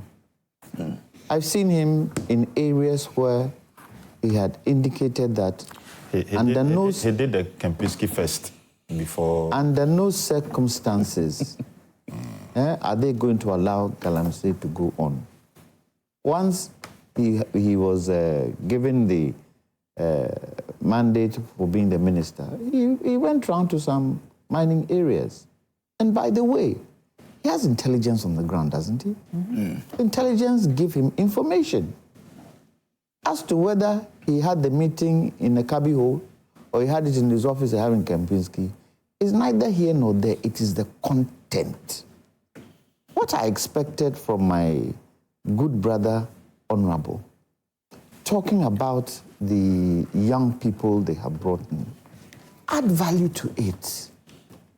What can we do to make it possible for these young people to be able to do the work they are supposed to do? Should we add the army to them? Yes, let's add the army to them, because some of these people have guns. And let's train them properly. That is what I want to hear. I don't want the if or but. It's not helping any of us. It's not. If it so happens that these people are trained well, these young people can go out there and they don't fall into Galamsey themselves, then we are starting something, can't we? Look, for me, one of the major responsibilities are our chiefs. Where I come from, Asante Mampong. Yeah. My chief, keeper of the silver stool. Yeah. Nana Osebonsu. You dare not bring Galamsey to his land. Saint, he used to be. You dare not bring Galamsey to his land. Exactly. Try it, and you see what happened to you. And in Ghana, we don't fear God, though. You know why? We fear the deities. Well, yes, fear the deities.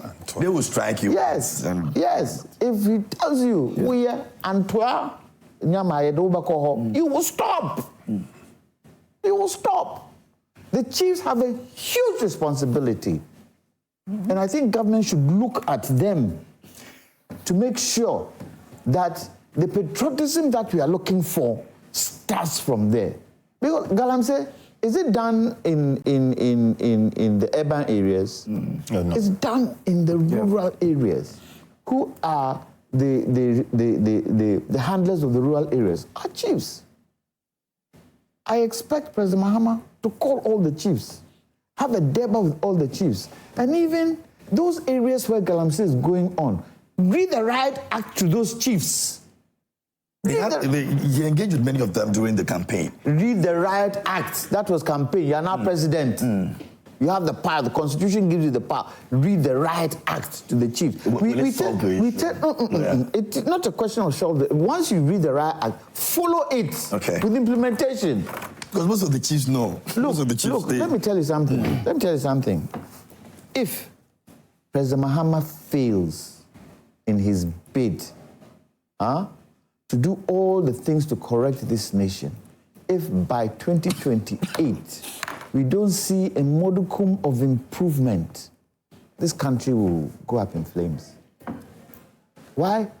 People are fed up of the way politicians don't take some of these things seriously.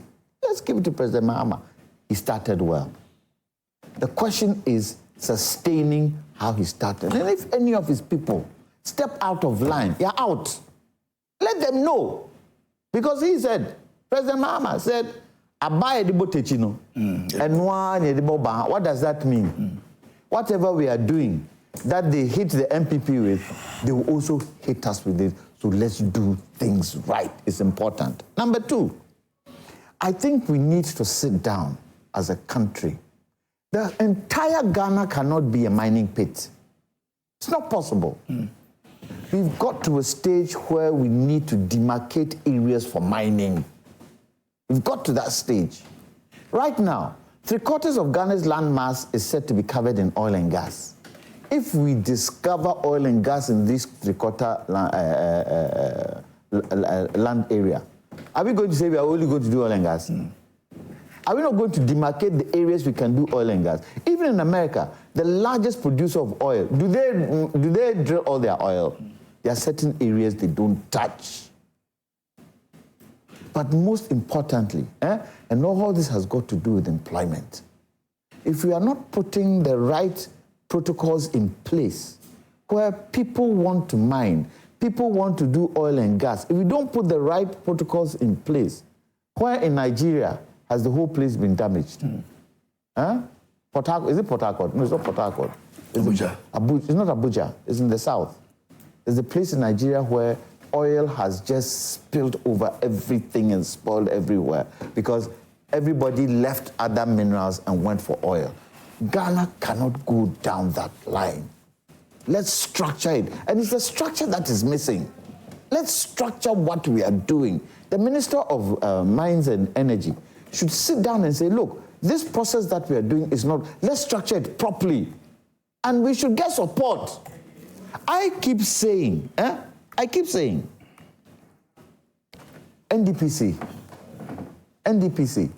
should be the focal point of Ghana's projects and all that. It should be the focal point. Yeah. They should be independent. Should be an independent body. They shouldn't be under the president's independent body where the development of a country is based on them. Right now. Okay. Right now, NDPC, you give them plenty of time to talk. Hold your thought for me, please. No, you go ahead. Let me finish up with the Arafat. Arafat, if you can hear me. Yeah, I'm here. Okay, so what is your message that you want to give to the government with regards to this issue? Issuing licenses is one of the surest ways of fighting illegal mining, since it is easy to trace people who were declined than going out and mining.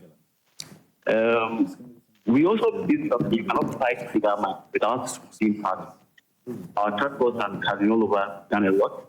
That's actually a witness to what our task force has been able to do. So I think the media could help with us pushing that the government should allow us some amount of authority to also be able to fight illegal mining. Having followed the discussions on the panel, one thing that is a bit unfortunate for us as within the spaces, people talk for small-scale mining, but people don't talk to small-scale mining. And it's a bit alarming because if you don't understand the sector, we really, really know what exactly is happening. We have large-scale mining companies engaged in open-pit mining or the alluvial kind of mining. In the end, their excesses is attributed to small-scale miners. And this is very common. Talk of the forest reserve, the water bodies is very common. No forest reserve would ever be issued to any small-scale miner. And every small-scale miner is very aware that forest reserves are no-go for small-scale miners. So these are usually caused by large-scale companies. In the end, we suffer the brute. So we plead with the media, the political parties, and then most of the commentators on the media. Let's engage. They should get to understand a type of mining doesn't define a scale of mining. If I am a alluvial or an alluvial miner, it doesn't mean I am a small-scale miner or I am a large-scale miner. My concession would then define which form of mining I'm engaged in.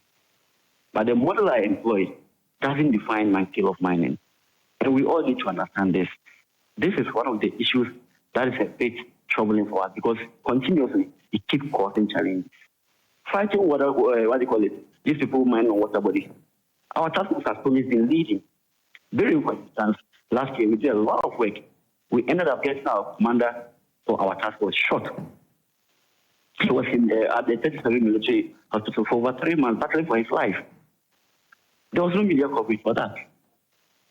But they had helped reduce the stability level from 14,000 assets to close, I think, was it 900 or so. If you go to Ghana, they'll give you the statistics. Why is it that our task force is not getting encouragement or it's not getting the subsidies to fight the illegal mining? It is not that, fighting the water bodies is not about being on the water bodies. It's about anybody whose excess operation gets into the water body and gets it, what do you call it? So Arafat, if I'm following you, are you saying that most of your people who are doing the small-scale mining are not involved in the Galamsey? No. Your people involved in small-scale mining and not there's one issue. Is that what you're saying? Yes, this is the issue. There's a very thin line in between what illegal mining and an illegal mining is. We've branded it as Galamsey, all right. But yeah, I understand that aspect of it, but I'm saying that, are you saying that none of your people, your members, are involved in that? We're looking at the excesses, by the way. There is the possibility of some people. Usually, in every household, there is always the hard one to deal with. Definitely, there will be some people who might, in secrecy, be engaged in, what do you call it, illegal operation methods or unethical methods of mining. But what is the executives doing about it? Your PR, what are you doing about it? That thing line you're talking about. We've been fighting this already. If you come to Amasia West in Ashanti, if you go to Amasia South, currently we are constituting the task force of Amasia Central. We are doing Adanse. And this is it. Our task force is already fighting. We are going around supervising every miner or any of our members we know to make sure that your operations doesn't contradict with the law. Because it is up to us to fight and protect the sector. This is our livelihood. So destroying the sector means destroying our own livelihood. So our destiny is in our own hands to fight it. We are only praying that political operatives don't come and destroy our industry, because usually it is the case. Sometimes we try very hard to stay away from the political commentary to make sure we can still diplomatically have an understanding, see how together we can fight the illegal mining. It has given us a very bad name. Arafat, how do you describe the small-scale mining that you do? What does it entail? What does it entail? As in, is it the model? No, just a definition of what you mean, what you do as a small-scale miner. What does it entail? No, small-scale mining is still mining. In Ghana, the law, what differentiates between large-scale mine and the small-scale mine is the size of your land. So a small-scale miner can only be issued a 25.02 acres of land. For the small scale, right? For the small scale. Anything beyond that is a large-scale operations. Okay. Interesting. I'll let you go, but thanks for joining us this morning here on the show. We appreciate your time. Thank you too for the opportunity. Great. And that was Arafat Suleimana. He is the PRO for the Ghana National Association of Small Scale Miners, the Ashanti chapter, who joined us this morning here on the show. Lawyer, let me let you. Many questions we could have asked the gentleman. Many questions we could have asked. Our time, I've got about 5 minutes. We don't have the time, especially what they are doing about those members who are also practicing galamsey. At least give us some examples of what has been done. Don't be only interested in your small, what, is it 25 acres? Is that what he said? Yeah, small, 25. Yeah, 25 acre bit. But I still maintain we've got to demarcate small-scale mining areas. The entire Ghana cannot become a mining pit. It cannot become a mining pit because people then feel that they can go in so far as they identify a place, small-scale mining. Before they identify a place, small-scale mining. And then what happens to that small-scale mining? They get Chinese to be part and parcel of what they're doing because they have small-scale mining license. The Chinese bring in money. And then the excesses start. It has to be policed and policed well. That is what I'm expecting from this new government. Police it well. Police it well. Put the structures in place. The law should work. The regulator should work. Anybody crossing the line, you are out. As my brother said in South Africa. Why don't we hear the kinds of things we're hearing here in South Africa? Why? I still maintain, and I always say it, if they have bazookas, we should have a policy of shoot to kill. Shoot to kill again. Yes. If they have bazookas, that is the only thing that would frighten them. Ghana for you throw war. Your mother and father, grandmother go, hey, Kwame, Pachonko, we kill a few when the VRA spillage happened. Why did it happen? It happened because we wanted to save the integrity of the dam. If a few people died, fair enough. It is sad. But it's for the good of the country. Few people should be shot in the leg. If not shoot to kill, shoot to maim. Shoot them in the leg. Because, you see, the one thing we are not really looking at, they are killing us. Water. Water. We all need water. Two things we need in life, water and air. They are polluting the air, the water too, they are polluting it. Will we live? I'll do some small Facebook messages and then we're done for this morning. I don't know if we have the messages yet. And then we're done. But let me say a big thank you to Franco Trading Enterprise. And they made Newsflash possible. You can also go and get your phones and your CCTV cameras, your air conditionings and all that from them. And so please do well and go there. The number is on your screens. Just call them and they'll show you some of the branches that you can get into as well. Now, Yabon says, KMJ, the NDC guys have taken over the Galamsey after they won the elections. Greetings to Honorable Charles already from Abrim. That's Yabon Sie. And let me go to this one over here from Timothy. And Timothy says that, good morning. Revoking small-scale mining licenses is a positive step to further protect our water bodies and forests, which have suffered significant damage since the issuance of these licenses. Consideration should be given to reviewing all mining licenses granted under the former administration. This is because it was after that we saw massive destructions of our water bodies and forest reserves. So all the licenses must be revoked. This would help ensure responsible and sustainable mining practices. And then this one is from Master Plan, and it says, you have been to power. We have been in power for only 60 days. Wow, is that why? Is that what the NDC is telling us now? Please tell my uncle that they have 359 days left. They should keep sleeping and procrastination. Ghanaians will hold them according to their promises. Anyways, this your Thursday panel should be fixed. Intellectual analysis always. Master Planner Junior in Kintampo sent in that. Well, they are the ones who come here every Friday, so they will continue to do so. Let me go here and see some of the messages that I think I've skipped. Okay. Ken Harrison says, a country called Ghana. Okay. Raini's Brima says, why not even ban the importation of these machines? Because we have a lot of them in the country and they are not helping us. Aaron Babako says that, good morning to you. To address corruption in society, it's crucial to implement comprehensive anti-corruption measures. This includes establishing robust oversight mechanisms such as independent anti-corruption agencies to monitor and investigate corrupt activities. Additionally, promoting a culture of transparency and accountability within government institutions can help to prevent corruption from taking hold. Now, Sly de Great says the NPP is a party full of dishonest and violent personalities. Okay, this is your opinion. Let me go to Asaman Kese. Sami Boachi says that Techi Afifa Mensah has faced intimidation since the NDC came to power, and we, the youth of Ghana, strongly condemn the national security's actions in detaining and intimidating him. These actions constitute a serious infringement on press freedom and an unacceptable attack on journalists' fundamental rights.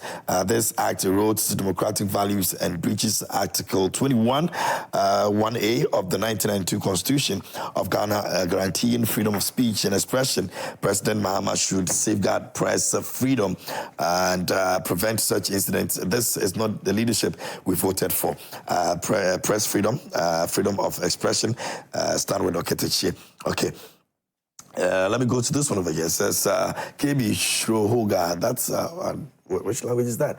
Charles Owusi-Forson says, what is the NDC man saying? What has happened to the NDC chairman at Tunkwa area who stopped military men from entering the territory?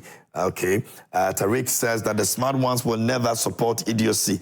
That guy is a nation wrecker and should be treated as such. Okay, I'm thinking he's making reference to the Oketechi message that was sent. Pretty much, that'll be all for today. I think it's been released. It was taken over by the NIB, the security, national security, but I think it's been released. We are not aware of that yet. I think that we're yet to know what exactly the reason was. I think a woman also posted a video of him attacking some two people that he said were tailing him. Apparently, the woman says that they are the children. Those people they are just back in Ghana for holidays, and so they had no connection with tailing him or anything like that. I expected you to be even in red, in solidarity with Oketechi Afifa, because it's one of your own. Of course, and I've spoken my view on today. They've come for him. This on social media. Tomorrow they'll come for you, KMJ. No, press freedom under any government would fight for. I mean, for that one, it's not even a matter of who is involved. Second, is he press? Yeah, she's a journalist. He's a journalist. He has been a journalist. Yeah. With who? He's worked with some So who is he with now? And radio stations. Who is he with now? Now he's doing his own thing. Yeah. And what did he go and say? That's what I'm saying. That I'm wrong. We don't even know what is. But if you don't know, then you can't conclude that he's saying. But if it's my brother, what I'm saying, freedom. No, this has nothing to do with I can't really being a sibling. No. This has nothing to do with him well, and I hope that if he hasn't been released, what is wrong? Soon. It is wrong. Okay. We all that will be a wrap. That will be a wrap. But I stand against anything that has to do with freedom of the press. If whether MPP, NDC, CPP, whatever it is, I mean, we should be allowed to do our job. And this one has nothing to do with even an individual involved. I mean, over the years, we've seen what has been done to some journalists in this country, including my own people over here and others from different, radio and television stations. And I think that every government should uphold press freedom and not make, journalists feel intimidated in any way. And so I stand with any journalist that will go through any of that, regardless of what political party they belong to. Gentlemen, thank you so much for the time this morning. I really appreciate it. I'm grateful. Lawyer, I'm grateful to you. Thank you. One question I wanted to ask, that I would want to ask my good friend Boa. Why don't we have a state of emergency? Nobody has asked him that question. The viewers were asking today, but we're not sure. We need an explanation to that. Okay. All right. A big thank you to you for also watching and those who sent in their messages. We'll have some more coming up here on the show. We've got trends for you. Shola Adeyemi is standing by with that. The sports team will be here. The Black Stars will be playing tomorrow. We want a win. And our final Antoine team will be here to let us know whether we have chances of winning or not. And so stay on that one as well. Rosalind Felly is coming with some other conversations, and our relationship conversation will come up today as well. So please do stay right here. My name is KMJ. We're back with some more. Do stay.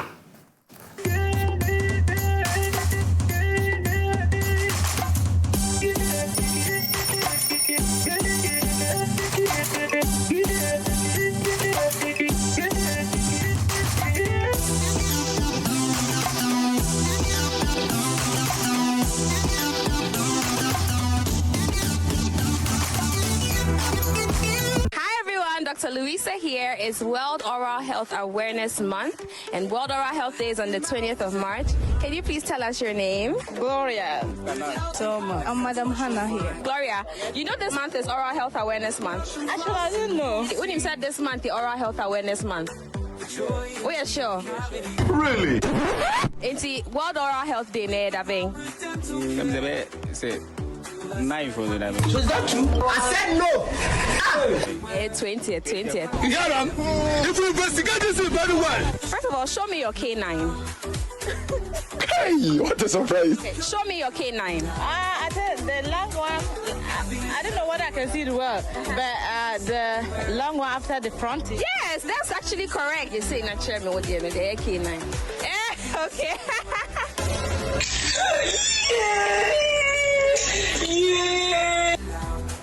Your K9. Be careful, huh? Yes, the ones that look like vampire teeth, the pointed ones, those are your canines. So those teeth are used for tearing our foods. The incisors are used for biting, cutting, and then our molars at the back are used for grinding.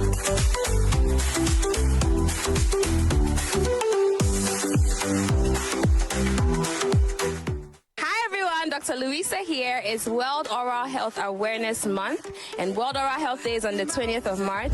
Can you please tell us your name? Gloria. I'm Madam Hannah here. Gloria, you know this month is Oral Health Awareness Month. Actually, I didn't know. When you said this month, the Oral Health Awareness Month.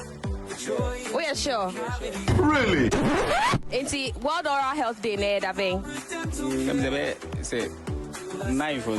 that true? I said no. 20th. You hear them? If we investigate this very well. First of all, show me your K9.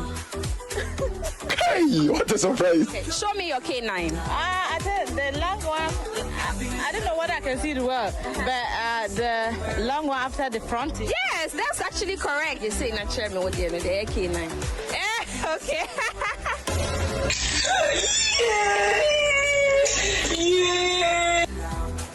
Your K9. Be careful, huh? Yes, the ones that look so like you're still watching Prime Morning, and we are back on your screens. Thank you so much for always making us #1 in your homes. And this morning, I'm excited. You can see like I'm smiling, beaming with smiles confidently, because I know that I've done a very good job with my teeth. And so meeting my very good friend, Dr. Louisa Setekla, I feel very, very, very confident. You know, I'm like, when I say,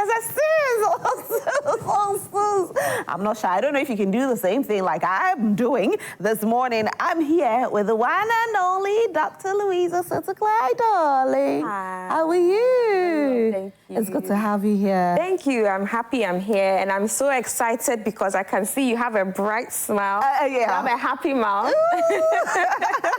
And also, I have a gentleman here, and I bet you if Louisa is my friend, and she's not even my friend, she's my sister. If she doesn't say it, this man will check me because he doesn't know me. And he doesn't chili nonsense. I'm talking about Dr. Ohene Mafu, who is with the University of Ghana Dental School. Good morning, Doc. Good morning. How are you? Fine, by God's grace. I hope you are doing well. I'm doing fantastic, I must say. You know, I'm going good, right?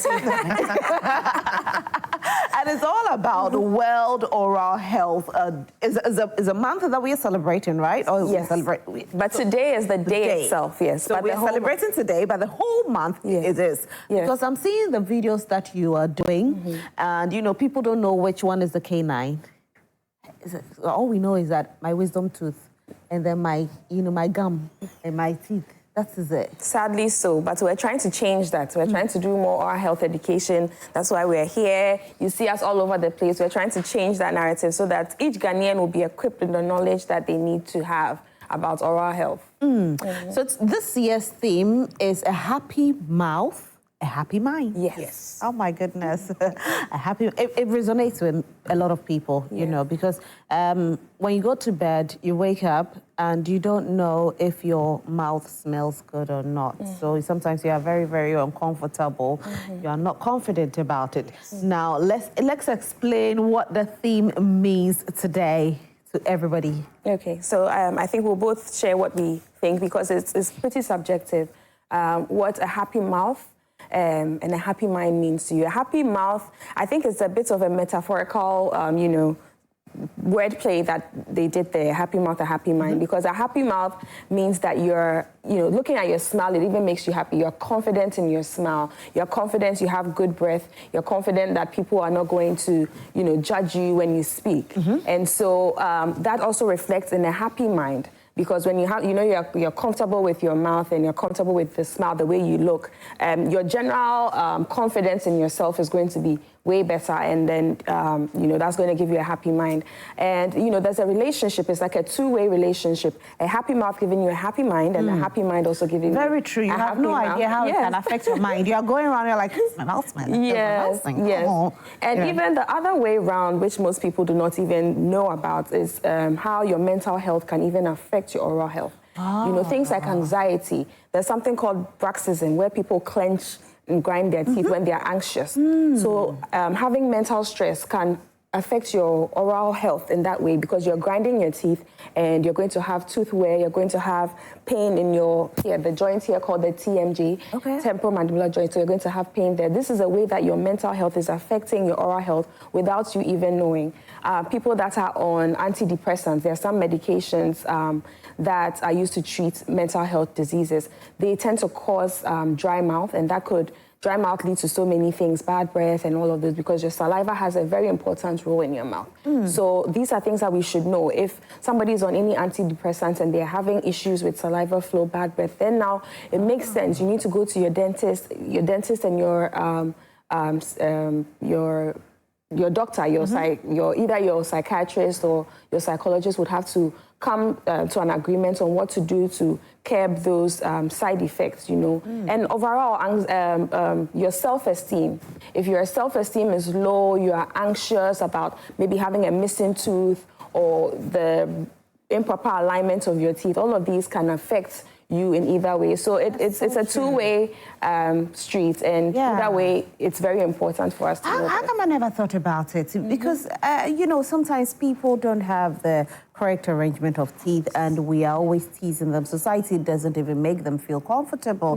We call them all sort of names, zipper glass and all of that. And it's affecting their mental health. So that's the oral health influence on the mental health. Like the silver glass you said. I mean, we are in school, my teeth are not arranged well, and they start laughing at me. It means it brings my confidence down. I wouldn't really want to come out. I wouldn't want to talk. And social isolation, when people are going, I wouldn't want to join the crowd because I feel I'm not pretty, or because my teeth are not arranged well. Also, when you have pain, when you have a toothache, definitely the pain is going to cause discomfort. The patient the individual cannot think well. Assuming it's a student, that student cannot really study. You have exam and you really have a bad toothache, and so you can't really focus on your studies. So that's where oral health actually comes into the mental health. Low self-esteem, your confidence goes down, the pain and the discomfort, and it's stress. If you can't sleep at night, for some people, they have pain that disturbs their sleep, and for days, they can't sleep. So you can see the stress affecting them. Last year, we did a happy mouth, a happy body. So we were focusing on how oral health affects the body, and these are some of the things we could see, maybe causing kidney diseases or other diseases. But this time, we are talking about oral health and mental health.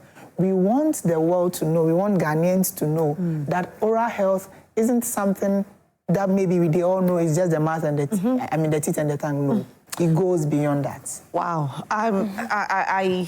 I bet most people didn't know this. And this is a good education. I'm very excited for this theme because, trust me, we walk around and we all fall victims of it. We haven't treated people well because of their dental condition without taking into consideration their mental health. Yes, and another thing here, especially in my field of dentistry, which is orthodontics, most of the time when people report early, so if you notice that the arrangement of your child's teeth is not too good, reporting early when they are younger, most of the time we have some interceptive procedures that we can do. Really? At what age? So as soon as all the adult teeth start coming in. So from ideally, when your child's first tooth comes in, by the child's first birthday, they should have gone to see a dentist. By their first birthday. So building a dental home is something that we really advocate for, so that there's a relationship between your dentist and then the parents. If there's anything that needs to be corrected, it is done early.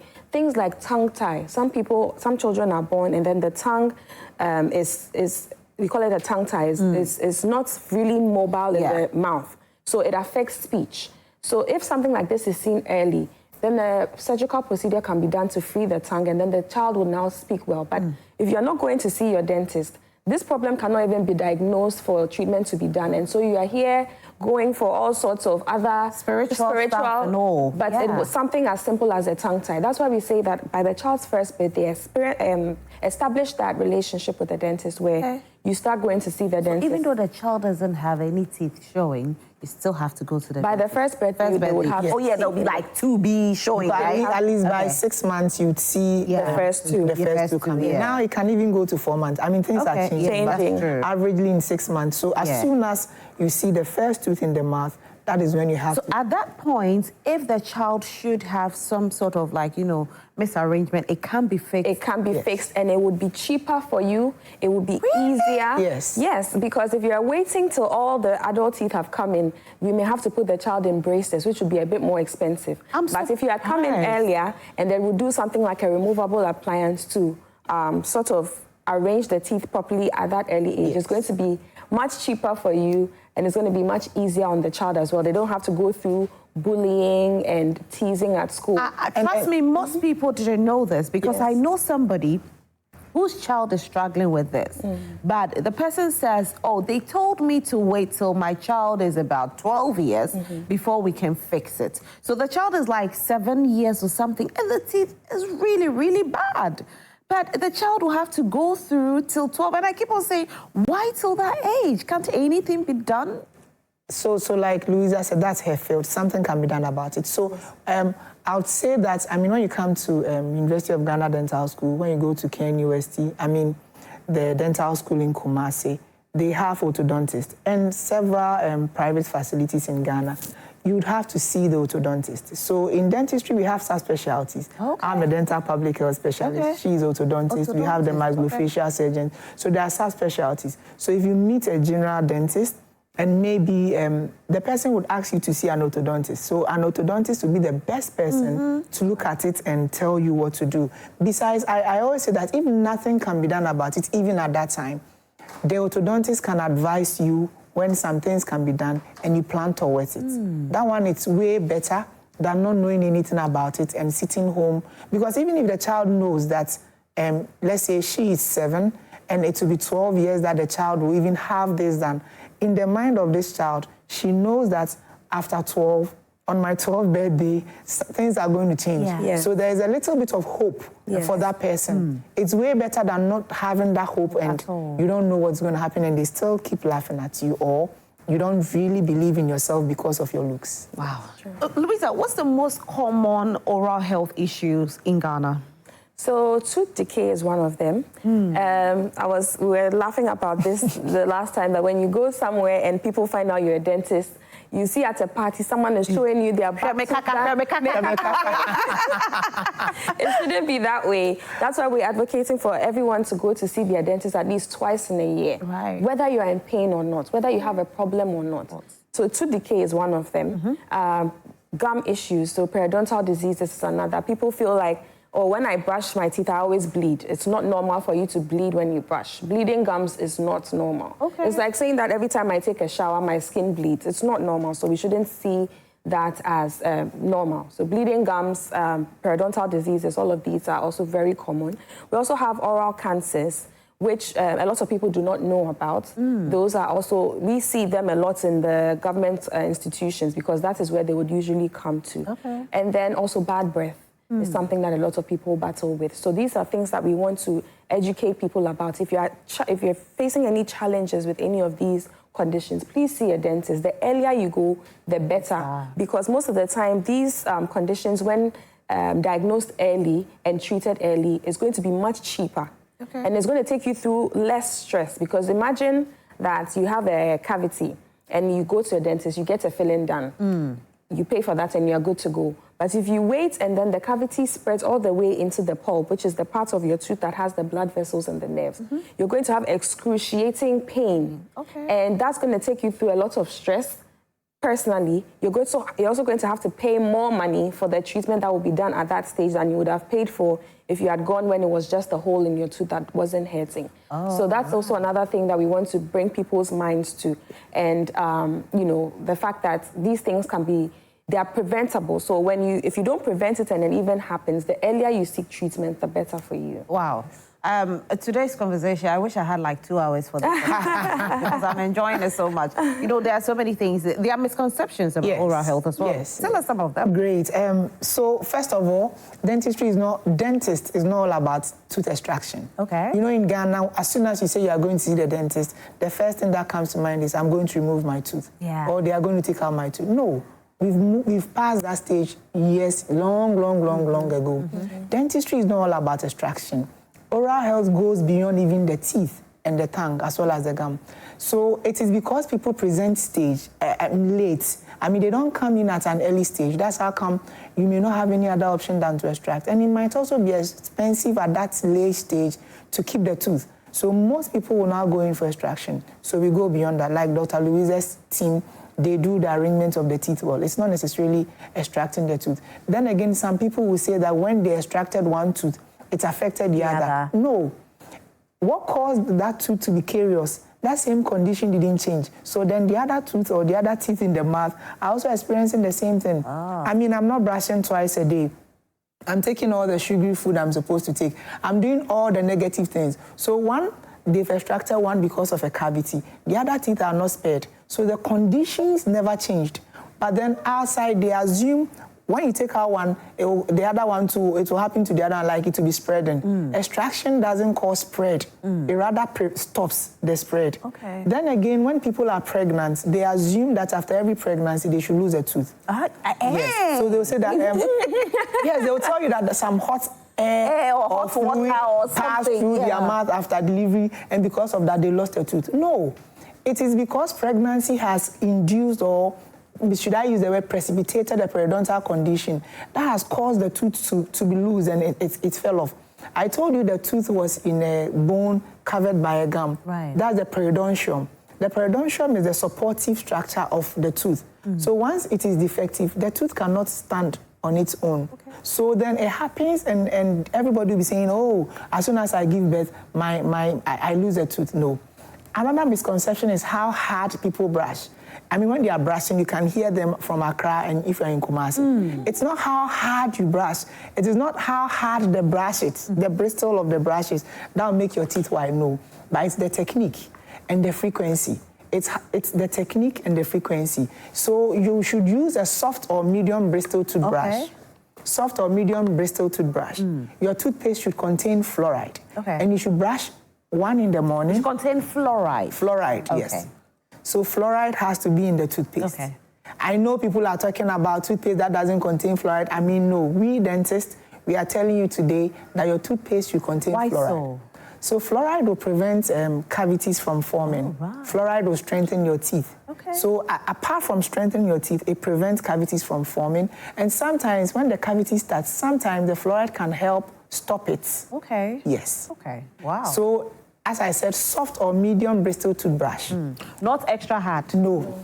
Not even hard. Not even hard. Not even hard to even move to extra. Okay. Soft or medium. All right. Then again, you would have to brush in the evenings too. Okay. And when you brush so it's not just morning? No. All right. You know, sometimes when I brush in the evening, maybe I really want to eat, I go and eat. But you see, after that food, you have to brush again. Because what we are supposed to do is we are preventing food substances that stays in the mouth for that 10 hours, 8 hours sleep. Because that 10 or 8 hours sleep, you have in your mouth, you have bacteria. I have bacteria, Lisa has bacteria. Beautiful you have bacteria in your mouth. And now this bacteria acts on the food substrate. Okay. You know we have end product of everything. So the end product of the bacteria feeding on the food substrate is production of acid. Okay. So assuming you ate at 9 p.m., the bacteria did whatever you want to do at 12, the next brushing is going to be at 8 a.m. or 7 a.m. The acid has over 7 hours to stay on your gum, on your tooth. Okay. And that is where the cavity starts from. Oh. Because the duration of the acid in the mouth is what is going to lead to the dissolving of the enamel to cause the cavity. So what's the right way to brush your teeth?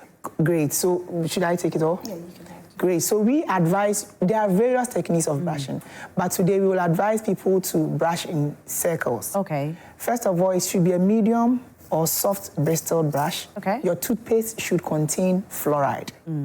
Then you have, it can be a pea size of toothpaste. Okay. It can be a pea size? Yes. So you see, people can also, I mean, Hey, it's not... I'm learning a lot, too. Yes. Because I have to make sure that it is on its place. For end to end. So it's just a pea size. Yes. You're okay. So as I said, it's the technique and the frequency. Okay. Great. So yes, if you look at your mouth very well, you realize that, let me use this word, semicircular in shape. The gum, they are semicircular in shape. So once you brush in circles, it's like you are going the way of the gum. Okay. You are following the contour, the patterns of the gum, so you don't end up harming your gum. Now, some people brush this way. When you brush this way, you are not really following the pattern of the gum. So eventually, your gum can move away from your tooth. Oh. Yes. And when you also use hard brush, it can also cause your gum to move away. How does your gum move away from your tooth? So because something gingival recession, I don't want to be using the term. I don't want to be using the term here. That's why I'm using the word moves away. So gingival recession means the gum recedes. Oh, with time it does. Yes. Okay. If the gum doesn't recede, because something cervical abrasion, it means that the part of the tooth or the teeth that meets the gum will start wearing off. Because of the hard brush or how you brush. Okay. So once you use the soft or medium bristle brush and you brush in circular motions, following the patterns of the gum, you do the same thing for the down. So, I mean, I'm doing the same thing at the same time. When I'm done, I open my mouth, and you realize that there are also parts of the teeth that are inside your mouth. So for the posterior part, I mean, I have to raise my tongue. Forgive me for doing my tongue. Oh, that's okay. No human being can do it. So you also try to brush in circular motions for the inside teeth, the big ones. Right. The same on this side, and you repeat the same thing at the upper part. But the front teeth will be difficult to do the circular motion. So what we say is you sweep away. So I go to the gum and I sweep out for the lower teeth. So I do it like this. For the upper teeth too, I hit the gum, then I sweep out. So circular motions outside, circular motions inside for the posterior teeth. For the anterior teeth inside, sweep out, sweep out. You sweep out and you sweep out. Then you don't forget where you chew. The chewing surfaces, you can do your scrubbing there. If you want to use all your strength, you just do it on the chewing surfaces. Okay. That is where the food particles normally can get stuck. Oh. So you do the scrubbing on the chewing surfaces. Okay. Then you're almost through. But you're not done. Don't leave out your tongue. Oh, right. And there is a 30% part of your tooth that your brush cannot clean. Okay. That is in between your teeth. That's where you have to floss. Oh, Yes. that's where the floss comes in. That's where the floss comes So in. do you have to floss every morning? Yeah, so we usually say after every meal, After because every that's meal? when you eat and then the food can get stuck. So after you eat, you can get, now we have the My thread-like producer, one. Martin, did you see him, the gentleman Yes. there? Well, he says he doesn't know what flosses. Okay. So floss is like a thread-like material. So now we have some on plastic, the handheld ones, where it makes it very easy. You just hold it, and then you put it between the two surfaces and then clean it out. The thread-like one is just like a piece of thread. Yes. You can get it in any pharmacy, any supermarket, dental floss. So when you take a piece, you just wrap it around your finger, wrap it around this finger. You go between the tooth surfaces. You move towards one side of the tooth, bring it out, go in again towards the other side and bring it out. Some people floss till they start bleeding. That is not the that's correct not way. right. No. You must be very gentle like what is shown on the screen. You just go between and then you push it down, and then whatever food debris is stuck there or plaque that is stuck there will come out, and you'll be amazed. Can you do it with toothpick? No, that's dangerous. So, you see, the reason why we are saying a big no to toothpick or broom or needle or any sharp, no, you hurt your gum. Oh. Yes, you hurt your gum. And the toothpick, the edges or the tip of the toothpick can actually get broken and get stuck in there. And you may not know that happened. So over time, you have a swelling there. You don't know what happened. You're rinsing with warm salt water and all of that, but it's still there. And most of the time when they come in and then we see them and then we irrigate the place and go in there, you find a little tiny piece of toothpick tip that is stuck there. So you could avoid that by just simply using your dental floss. Yes. I think you made a statement somewhere, and I saw it about gum diseases or gum infection affecting your rectal function. Dysfunction, yes. This is another interesting topic that goes wild on social media when we say it, because people think that we're just scaring them. No, but then some of these gum diseases, they are caused by bacteria and causes inflammation. And this is not me saying it. This is not Dr. Marfo saying it. It is backed by research. Yes. That there is a link between gum disease and erectile dysfunction in men.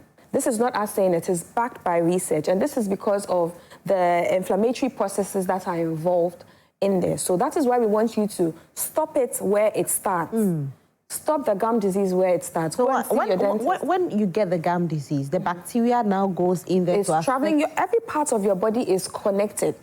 Our blood vessels that run up and down, they are not there for no reason. They are connecting every part of our body. And so they can travel all the way. Oh, yes. Yes.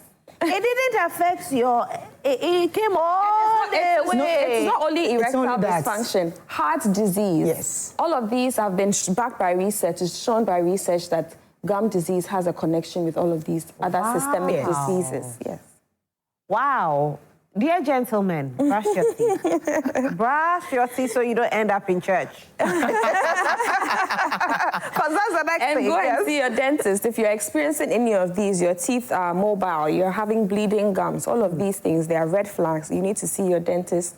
And as little as 1 or 2 visits, these problems can be solved. And then you save yourself so many other bigger problems that, you would find yourself in different places. Right. And now talking about that, some people like to chew ice. Is it advisable to chew ice? No. Not advisable. So what foods are best to eat and what are not best to be eating? Okay, so as your GP would say, your fruits and vegetables, there are some foods that are naturally cleansing foods. So something like an apple.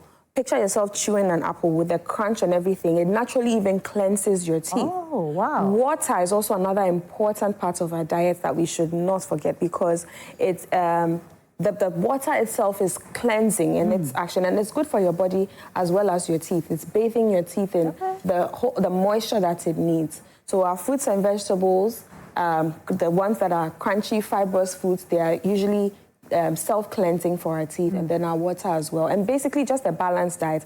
Stay away from sugary foods. The processed sugars, so our cakes, our candies, we know we love them. But as much as possible, if you can stay away from them, or if you have to eat them with your main meal. Yes. Okay. Most of us do snacking. Sometimes all of us are guilty, but what happens is that every time you eat, your teeth goes through a demineralization and then a remineralization process. So if I have breakfast at 7 a.m. and my teeth has gone through that process, it's gone through the demineralization and then the remineralization at 7. And then 9 o'clock, I'm passing by and I see someone eating chocolate and I take a piece. My teeth have had to go through that same process again. 11 o'clock, I say maybe it's tea time. I go and have my tea. I'm going through that process again. Then I have my lunch. And then I want to have a snack, or I want to have dessert with that. I don't eat it with my lunch and I wait maybe another 2 hours. My teeth have to go through that process again. So you're just putting your teeth through so much stress. Yes. So if you have to have a snack, if you have to have dessert, eat it with your meal so that your teeth go through that process at one time, and then you don't have to keep going through the process several times in a day. Another thing also is brushing after meals. Most of us brush immediately after our meals because we say, oh, I'm trying to, get rid of anything that's stuck between my teeth or any bad breath. But you should wait 30 minutes after your meal before you brush. Again, because of the same reason, the demineralization and remineralization. You don't want to brush your teeth in its most vulnerable state, which is right after you've eaten. So ideally, you should wait 30 minutes after your meal before you brush. So still on the food you are not supposed to eat or you are supposed to eat. Yeah. So even with the same sugar, like she said, the frequency, the duration, the type. For instance, I eat fufu. Somebody eats pizza. Pizza might be sticky. Fufu, I just swallow it. They all contain sugar, in terms of starch. Yeah. But then for fufu, because I'm swallowing it, it may not get stuck on the teeth. Yeah. But for the pizza, it might get stuck on the teeth. So it's even the type of food that you are eating. We are not here to say you shouldn't eat your food. We are not here to even say you shouldn't take the sweets you want to take.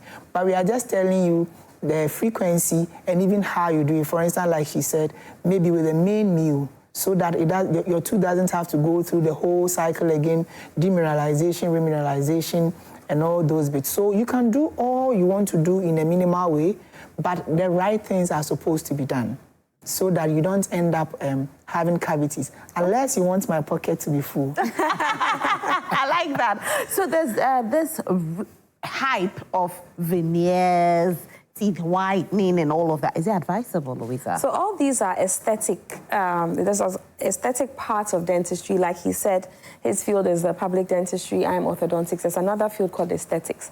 And I mean, we're all entitled to how we want to look. You know, in this day and age of social media, people want a Hollywood smile. They want to have a smile like what they see on TV. And you're entitled to that. Just make sure you go to the right person.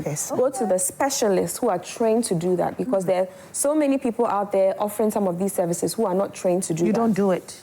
We do that. Not for you? Yes, we do that at my practice, at Charisma Dental. We do all of those. And we have specialists that do that. Okay. So if it's done by a specialist, you're good to go. Okay. Example, I don't do that. Oh, you don't? I'm a dentist, but I don't do that because I'm not specialized in that field. So the point is, I can do it, but it won't be as I won't do the patient good like the one who has specialized in that field. So then at the end of the day, when I see a patient who needs veneer and all, I wouldn't want to attempt. I'd rather let the one who is right to do it so that it helps the patient. That's why Dr. Louisa is saying, and I'll stress on it, if you want it to be done, go to the right place, meet the right person, so you have a good job done. Else, it will come back with its own effect. With the whitening, it's advisable though. So for some people, their teeth are diseased in a way that needs the whitening. But for majority of the people, it's for aesthetic reason. And that's where mental health comes in. You see why someone is sitting there and says that my teeth is not white, I want it to be white. There's a link because of how the person sees herself or himself, because of how the person sees his or her physique or appearance. That's a mental health effect, the way the person sees himself or herself. Now, if aside everything, one of the common complications of whitening is sensitivity. Because of the chemicals that we use in whitening. So if it must be done, please go to the right dental clinic. Make sure the right oral health professional, a dentist, is seeing you.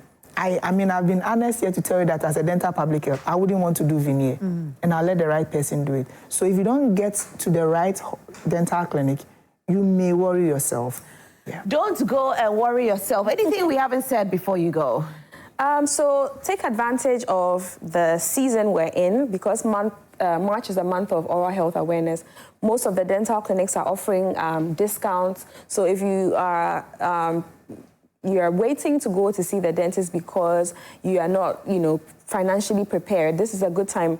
My clinic, for example, Charisma Dental, we're offering free consultation for this entire month. Oh, wow. And so many other clinics. The University of Ghana Dental School is offering free dental screening at the dental school car park. So this is an opportunity for you to go out there and then get your teeth checked in the month of March. And like we said, make sure at least twice in a year you see a dentist. Very, very important. Thank you so much for being here. We are grateful. So there's a dance for the thing?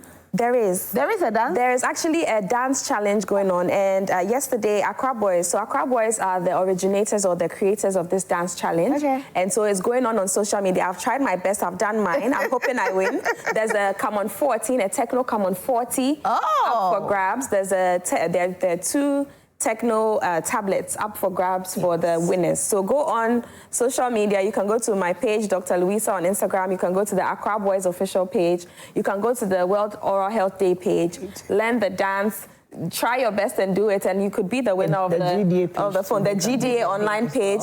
We, members of the Ghana Dental Association, we also did our best, so we are hoping that we will be the ones to win. So the challenge is out there. All right, so take advantage of the challenge. Thank you so much for being here. I told you the next concert I have to be there. Yes. You know that? Yes, we know we are partners when it comes to concerts. Exactly. So I'm going to the next one. I missed the one in London, but I'm not missing the next one. Yes, ma'am. So we'll be there, and of course, congratulations as well. And Louisa. Dr. Louisa is the brand ambassador for Oral Health Day. And I have had also Dr. Ohenimafo, who came in from the dental school at the University of Ghana. Thank you so much. And Muftau is on standby. Muftau, please, how many times a day do you brush your teeth? Twice. Twice. Yeah. Do you floss or use toothpick? I used to toothpick. Toothpick? Toothpick. Me the toothpick area there. You want me to create holes in it? All right, Muftau, take us away. Well, Ghana is building up to the World Cup qualifiers. That will be happening later this month, specifically tomorrow. The Black Stars will be in action against Chad. And President John Dramani Mahama paid the team a surprise visit during their training session at the Accra Sports Stadium on Wednesday. And he told them that the country has not given up on them, despite their failure to qualify to the African Cup of Nations in Morocco later this year. Have had their hearts broken by the fact that we didn't qualify for the AFCON. But even where we qualified for the AFCON, we crashed out very early the last time. And so we haven't given up on you. We still believe that the Black Stars can find its glory again. And it's dependent on you and the technical team and the management committee. We can come and play the football. We can make the resources available. We can come to the stadium and cheer you on. But eventually, the goals will come from these feet that are right here. And so, it takes sacrifice, it takes strength. We all like to watch you when you play for your teams. And we expect that you bring some of that dedication to the national team. Playing for the national team is not as lucrative as playing for your individual teams. But still, that sense of pride and patriotism that your nation, has gone to the World Cup is something that is worth dying for. And so, before you start the qualifiers, let's put the AFCON debacle behind us, and let's look forward and know that we can redeem ourselves. I know that in the World Cup qualifiers, you're going to redeem yourselves, and that if we play and we qualify, Ghanaians will find it in their hearts to come fully behind the team again. And I know you can do it. I mean, you're all talented players. We're going to continue to support you, not only for the World Cup, but beyond. We think that we must build a very strong team. And the way to build a strong team is to find the resources to bring you together as much as possible so that you're playing together. And then also to look for young talents to join you so that you also can play with them and bring them up as the next generation of the stars. And so you can do it. I'll take time off and watch the game myself. Even though my heart is not very good at watching soccer, I will brave it. They say I should eat before I go and sit. And my hope is that you will justify my sitting and watching you guys. The whole of Ghana is going to be behind you, and I'm sure that you can make it.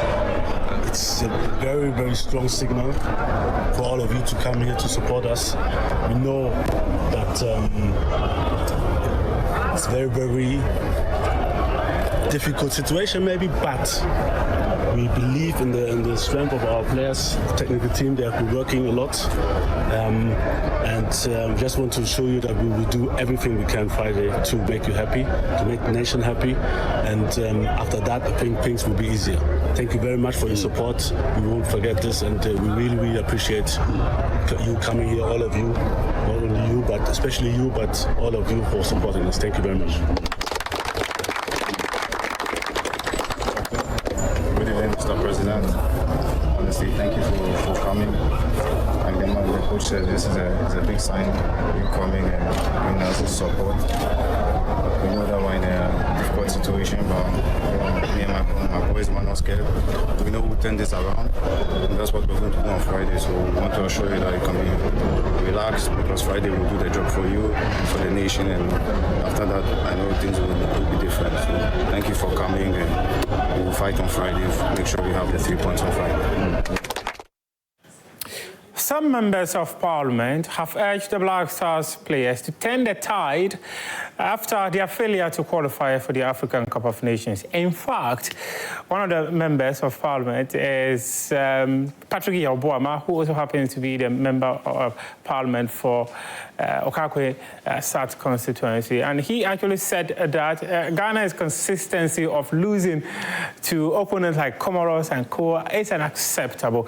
And they believe that the Black Stars players have got what it takes to be able to win their matches and secure qualification to the World Cup that will be happening in the USA, Mexico, and Canada next year. Of poor form and the team's failure to qualify for the 2025 African Cup of Nations tournament, pressure has been mounting on the team, not just from fans, but now from Ghana's lawmakers. Ahead of their crucial 2026 World Cup qualifiers against Chad and Madagascar, members of parliament have expressed frustration over the team's recent performances, urging them to step up and restore national pride. Speaking on the floor of Parliament, MP for Tamale Central and Minister of Education, Haruna Idrisu, did not hold back in his assessment of the team's poor form. We need nothing but a win. Indeed, Mr. Speaker, it's disappointing that the Black Stars couldn't qualify for the 2025 AFCON. And the Black Stars, Mr. Speaker, have failed to win in their last 6 matches. That is not the Black Stars of Ghana. But there is something fundamentally wrong, and Minister, interference with the association football, there will be limitations, but you have to be firm. You have to be very, very firm in your dealings with it. His sentiments were echoed by Patrick Boama, MP for Okakwe Central, who described the team's performances as painful for Ghanaians. It's not reasonable. It doesn't sit well with us for a team like Comoros to be beating us back to back. I don't understand. Honorable Haruna Idrisu's steadfast team in Tamale can beat Comoros. Why not our national team? So they need to be serious with the kind of players. And look at this game time they have in Europe. Bournemouth, Semenyo, Sulemana in Southampton, Partey is a regular at Arsenal, and Jordan Ayew at Leicester, Kudus at West Ham. They are all top-class players, but when they come here, we don't see the commitment from them, and that is what hurts a lot of Ghanaians. So when you go to the dressing room and to give them some pep talk to them. That if we invested so much in them, and since 1992, we haven't won any medal, apart from the bronze we got from Barcelona. So we wish them well, but we'll criticize them when they poorly perform. The calls for improvement come at a time when confidence in the national team is at an all-time low, following a disappointing 2025 AFCON qualifying campaign. Many are questioning whether the Black Stars can still compete at the highest level. With just days to go before the crucial matches, the players and coaching staff are under immense pressure to turn things around. But the sports minister, Kofi Adams, says he has been assured by the team of a better result beginning with Friday against Chad. Mr. Speaker, the Black Stars technical team has assured my ministry that all necessary preparations have been made and that the players are in high spirit, ready to give their all for the nation. This commitment is evident in the call-up squad released by the head coach. Beyond the tactics and selection, the technical team is tasked with instilling a winning mentality in our players. We must restore pride in the Black Stars jersey and ensure that our national team once again becomes a force to be reckoned with in African and global football. Also, captain of the side, Jordan Ayew, while urging the public to turn up to the stadium on Friday, assured the country of the team's commitment to produce a better result against Chad and Madagascar. And that is a report there put together by my colleague, Razak Bao. Let's do Ghana Premier League football. And Accra House of Oak, they lost 1-0 to Young Apostles on Wednesday in an outstanding Ghana Premier League match that was played in Techiman. And that defeat means that Accra House of Oak hopes of winning the Ghana Premier League has been dampened further.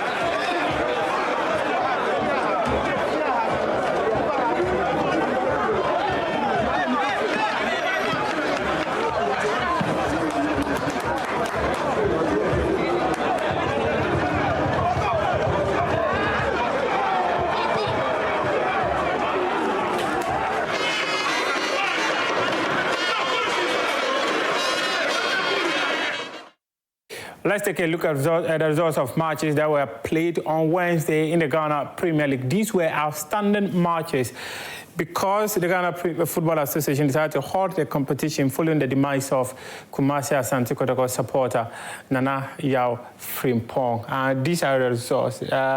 Young Apostle, they drew 0-0 against Kumasi Asante Kotoko, and Samatex 1-2-1 against Midiama SC. Bechem United 1-1-0 against Accra House of Oak. Pasaka Holy Stars were at home and they lost 1-0 to Bibiani Gold Stars. Brekum Chelsea and Insuatruman did not happen because Insuatruman have officially pulled out of the Ghana Premier League. And by the regulations of the Ghana Football Association, especially the regulations governing football that were put in place in 2019, all the results of matches against Insuatruman will have to be expunged from the competition. So currently, that's where we find ourselves. So that is why the last couple of matches in Insuatruman, they've not played. So they're officially out of the Ghana Premier League. Heart of Lions were at home and they lost 2-1 to Dreams FC. Nations FC were also at home and they lost 1-0 to Ediana Stars. And something interesting happened. There was this whistleblower who did something quite interesting. He was sending an email to the Ghana Football Association, and for whatever reason, he decided to copy me in the email he sent to the Ghana Football Association, calling on the GFA to take action in relation to Young Apostles. He said that they are owed some charges the FA level placed on them, and those charges haven't been paid.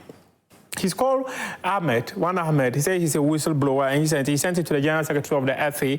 So he copied myself, the District Committee of the Ghana Football Association, Accra House of Oak, Accra Lions, and Asante Kotoko in the email. I was wondering why a whistleblower is sending an email to the Ghana Football Association asking them to enforce the decision of the Appeals Committee on the Young Apostle Football Club, and decided to copy me. But that is it. We'll wait to see what the Ghana Football Association will be doing with that petition that he has submitted to them, asking them that the Appeals Committee decision that asked Young Apostles to make some payments haven't been done yet. So if he's asking the Ghana Football Association to ensure that that is done, and they should adhere to their very own regulations governing football. Now we'll wrap up with something from the Joy Sports National conversation, national dialogue that we had here somewhere last week, exactly a week ago. And one of our speakers, Magnus Rex Dankwa, made some profound comments that has to do with the infrastructure deficit that we have in Ghana sports. One thing that I thought you've been ambushed for was the fact that you haven't come out officially to let us appreciate sports and recreation. What we are all doing is doing semantics and dictionary definitions. Sports and recreation means that recreation is this and that and that.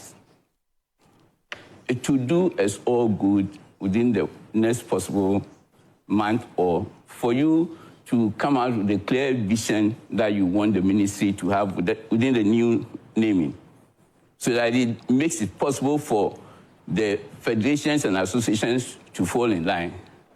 Personally, no association should be national unless you can operate from a certain number of regions. Most times people are just in Accra and it's a national association. No. If you want to be a national association, you should have done the work for a certain number of regions. You can put a cap on it, not 50 way, maybe 45 or 40, so that makes it easy for people to work to be a national federation or association. And that we want to believe that within the next available time that you work on all these semantics. Head on to myjoyonline.com and read some more sports stories. Prime Money continues right after this.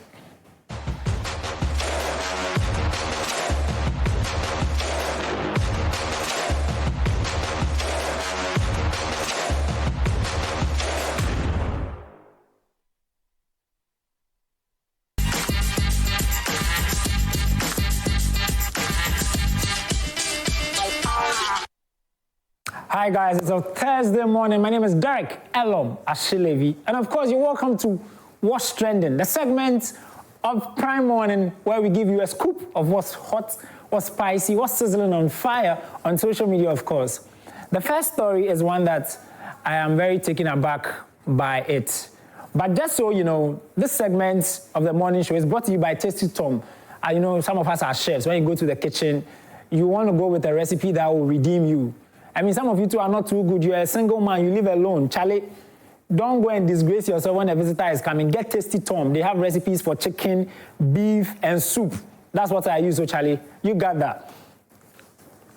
All right, heading to our very first story. Of course, even before I give you the first story, which is a very sad one of the things I still love is the fact that I cook. You know, some people call me chef. And they call me a chef because when I get into the kitchen, I know what to do. I know what to put together to give you a sumptuous meal. And so guys, once again, it's Ghana month. Perhaps a season where you're making a lot of very good recipes. You're doing the mutuos, there are ben kwine, there are cutting quines. And it's just so right that you do it with a spice that can redeem you. Tasty Tom for that matter. Tasty Tom, so you want to keep to that. I like it. So once again, you can get the beef, chicken, soup recipes for whatever you're making. Yeah, you got that. Tasty Tom, thank you. We'll do this with you.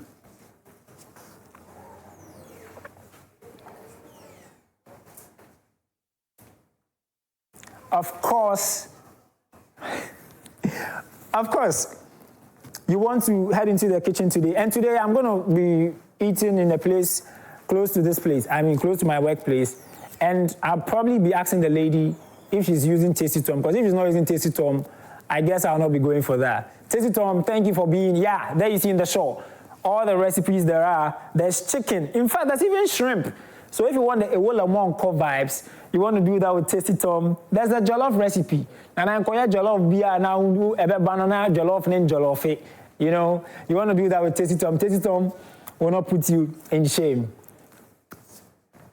All right, heading on to our very first story is one that I'm particularly taken aback by. It's a very sad story of a truck that has had to tip over a cliff from the Ebri to Nsawam, highway. I went to school in the Eastern region, and I've used that particular road before. And it's a path that has very sharp curves.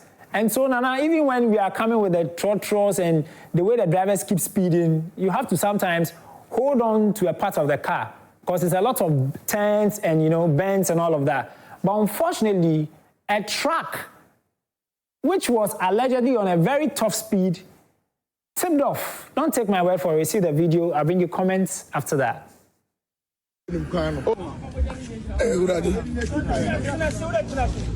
Oh, from all the I don't see him. All the from Adam. Na, o ma jina kan ni ya na. O sa ko to mo money say ma one ka ara sa. Mo plapa mo tem ne yanko me pa mo ko ai. Ina na ya para o mo ti. Mo zimu na. Atano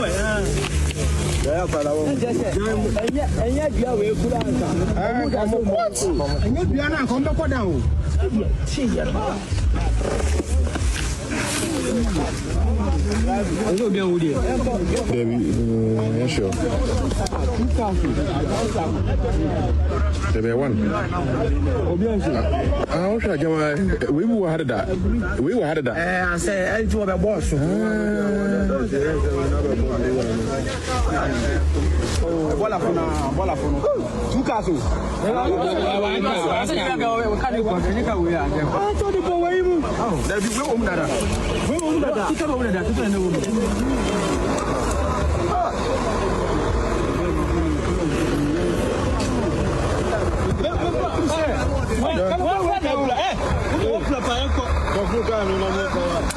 Charlie, I don't know, when I saw the video, even me, I was very shocked.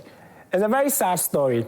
And of course, Charlie, this is a caution to all of us who are driving, that you really might want to take your time if you don't know the route. And of course, I was just talking to Thomas, one of our top camera guys here, and he also mentioned that this is not the first time. It happens that it's a very sharp curve that if you really do not know the place, it might tip off, you know. Let's head to social media. Of course, if stuff like this happen, social media do the talking. And we have our first comment from Sir Captain, who says that, I think there should be a rail guard or a concrete fence on that sharp curve. Should anything happen, they would be prevented from falling down there. I think that's a very fair point, because when I was going to school using that route, there was never a barricade or anything of the sort. You know, so when you tip, Nana, you go on till Jesus catches you, you know. We have Van who says that, may God help us, but still, we also need to be wise when driving. We only live once, Charlie. I side with you, Van. We have a sexy boy who says that, I remember when I was once a student of Adontin, I passed on that road just one time. It was really scary. Since then, I decided to use the Ebri to Accra road, which I promise you, if you've used that road before, it's very scary. There are highs and lows. You go, then you come. Nana, it's scarier than even subway surface, you know. Yeah, so sexy boy really has a point that, Charlie, it should be something that we all take into consideration. Broadside says that, honestly, some of these truck drivers in Ghana behave as if they have no common sense. Oh, but Charlie, how can you say this, you know? The type of speed they drive with is foolishness and dangerous. The large overloaded delivery vehicles should have limiters fitted, so maximum speed is set. Even for me, if you ask my personal opinion, I would suggest that I don't think it's even a route for long vehicles, because it's sharp, so sharps and bends, you know. And so you have a very fair point, Broadside. Kofi also says that I often drive through that road from Accra to Suhum and Nkoko. Anytime I'm descending, I'll be speaking in tongues. Charlie, it's so dangerous. I tell you, don't take my word for it. Everybody agrees that that route is a very dangerous one. And so the Ministry of Roads and Transport, we call on you to please take a look at this. I mean, we can't have our people, our good youths, you know, losing their lives only because there are no rail guards on that stretch. We have Ugly Silver who says that, and people say regulation is a bad thing. That's a driver error situation. Wouldn't be surprised if they were fatigued driving, you know. Of course, I don't know why truck drivers, anytime they get into trouble, people tend to assume, and a tipper truck for I mean, their job is difficult sometimes, but of course, that's not the case. That's not a good reason enough for you to drive. If you know you're tired, please, it's better to arrive than not even arrive, you know. We have Nana Udini, Charlie, says that this particular road, it's not easy, Charlie. We have that Shy Hill girl says that, God, no one died. Charlie, let's be grateful for life. I know, right? Charlie, if you wake up and you are intact and you're good, be grateful for that. As you know, I don't like to be a bearer of sad news. Moving from this sad story to another sad story. It's a story that happened in Kumasi. You and I know how traders now don't want to sell in the markets, and they now sell on pavements. It's a phenomenon that is everywhere. Kaswa especially, La Paz. Now, La Paz, sometimes you even have to fight for walking space on the pavement because Nana shoe seller was sitting in Myanmar. And in a very sad story that happened yesterday, is a story of an electric pole that fell off. And guess what? Where it fell? It fell on traders who were selling on the pavement. Very sad story. See the video, I'll bring you reactions after that. po abden anope yesi ade chine anti asem yesi ade nyanchi we Dr. Mensa wa amyanga sameni ya gani kura mi hu ye kura we kan hu be 5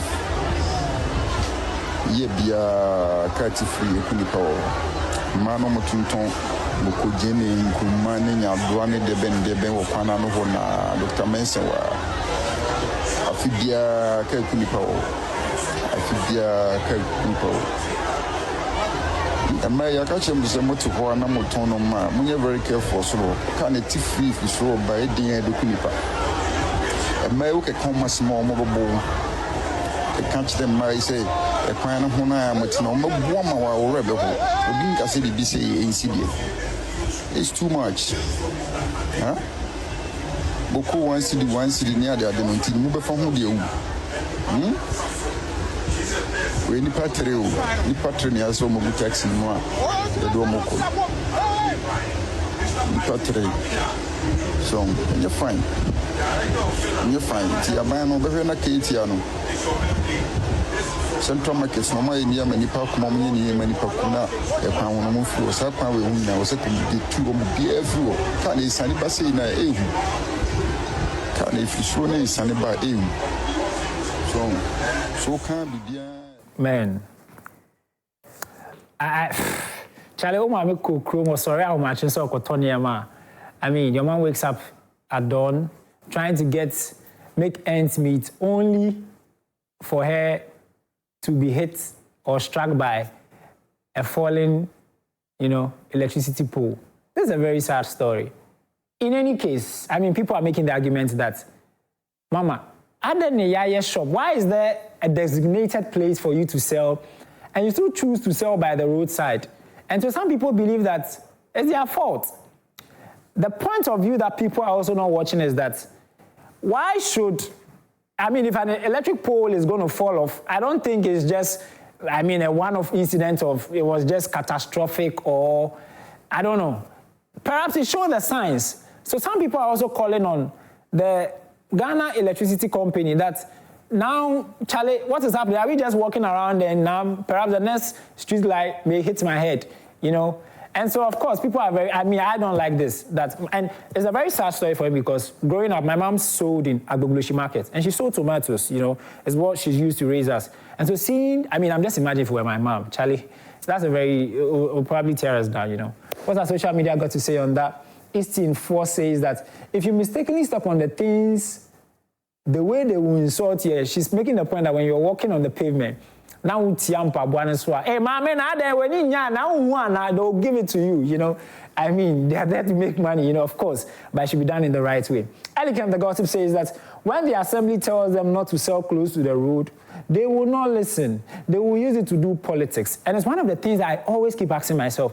No government can sweep these people off the streets. It's happened, like NDC has been in power, MPP has been, and people play politics with it. That if you take us off the street, and of course, these are the people who really vote. And so is it a case of we dance to the tune of the sellers? Should now our pavement blocks become a place where people are now using as ShopRite and their shopping malls, We have YGSF Baby who says that why are they on the road? Where is the designated market stalls? So they will get the results. Serves them right, Charlie. I know you want the rules to be done, but we don't want anybody to lose their life. In the course of that. KSAF says that it's rather unfortunate, but I'm not sad. Stop street hawking. The pedestrian walkways of pavements are meant for pedestrians by the roadsides and not for trading. The audacity and entitlement on some of these traders when you mistakenly stand next to their trade is as if the pavements are made for their activities. I know, right? Charlie, you have a point. Blake says that Black Affair says that are pavements meant for selling? Charlie, I'm also asking the same question.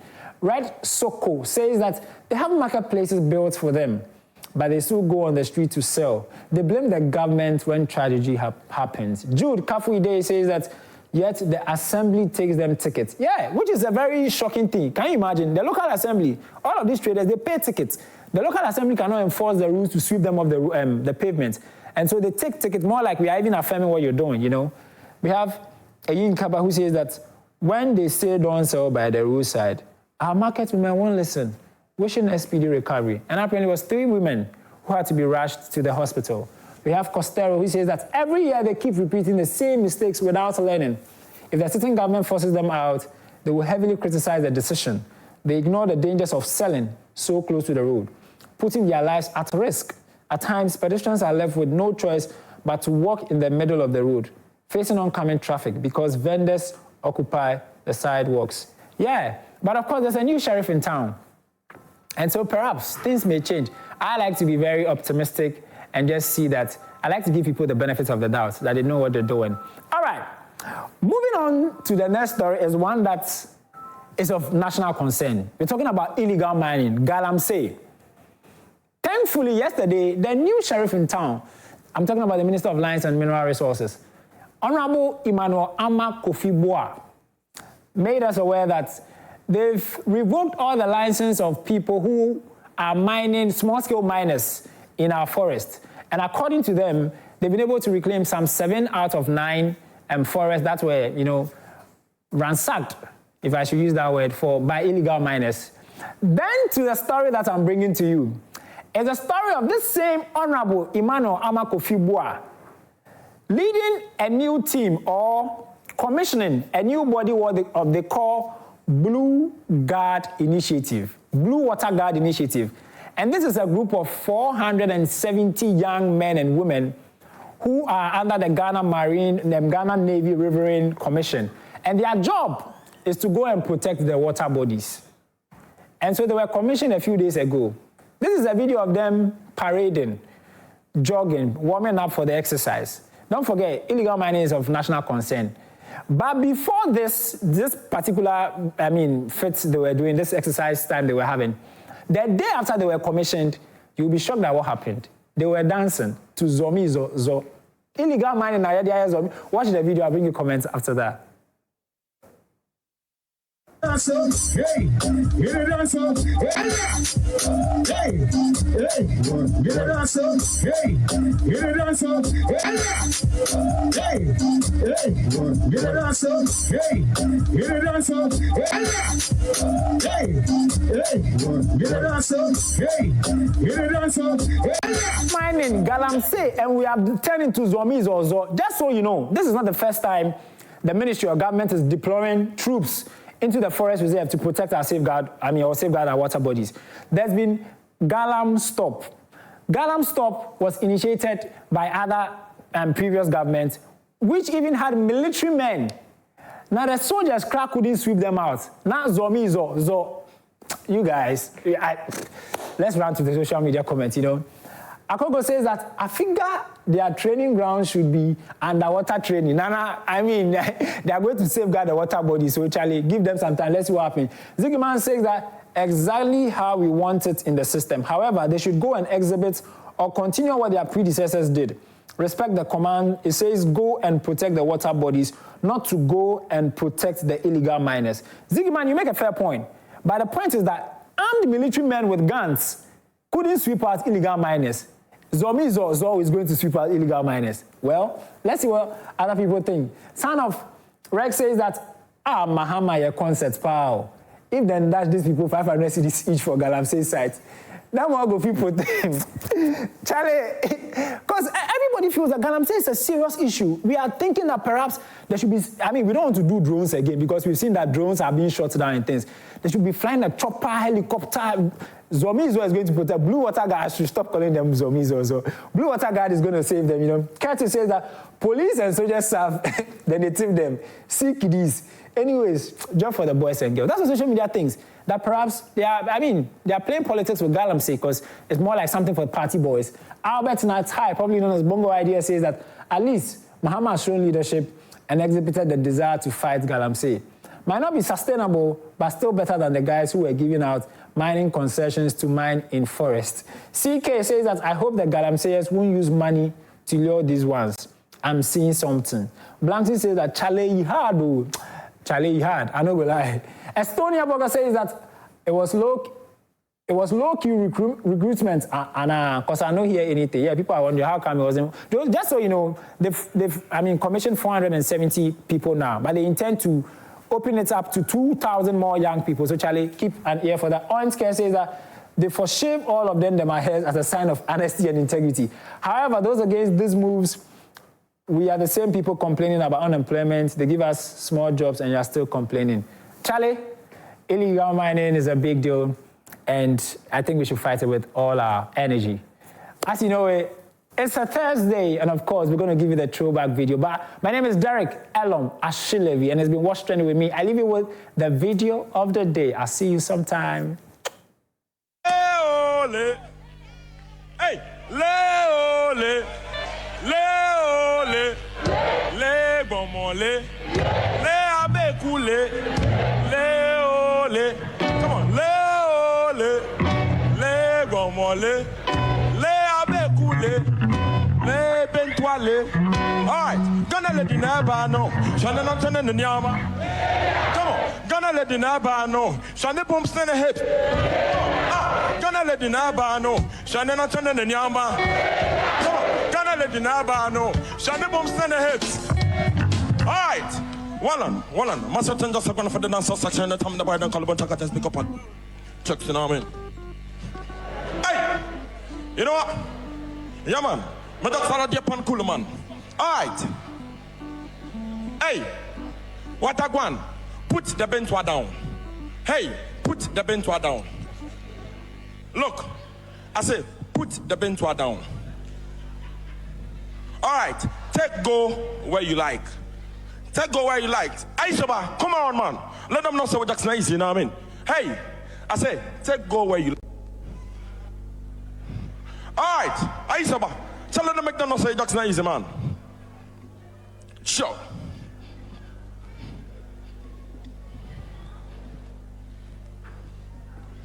Come on, sing along to this tune, man. Must have just a gun for the dance section and the time the boy don't call about just pick up on checks, you know what I mean? Sure. But that's all I want to know, man. This is true African music, you know what I mean? All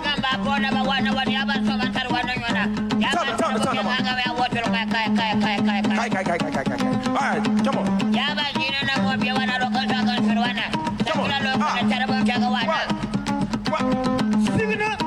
All right, let them know so that's nice, you know what I mean? Where you like. All right, sing along, sing to this tune, man. Take go where you like. Or me no care, say take go where you like. Sing, come on. Take go where you like. Come on. Pontaka does big up and text it. Take go where you like. All right.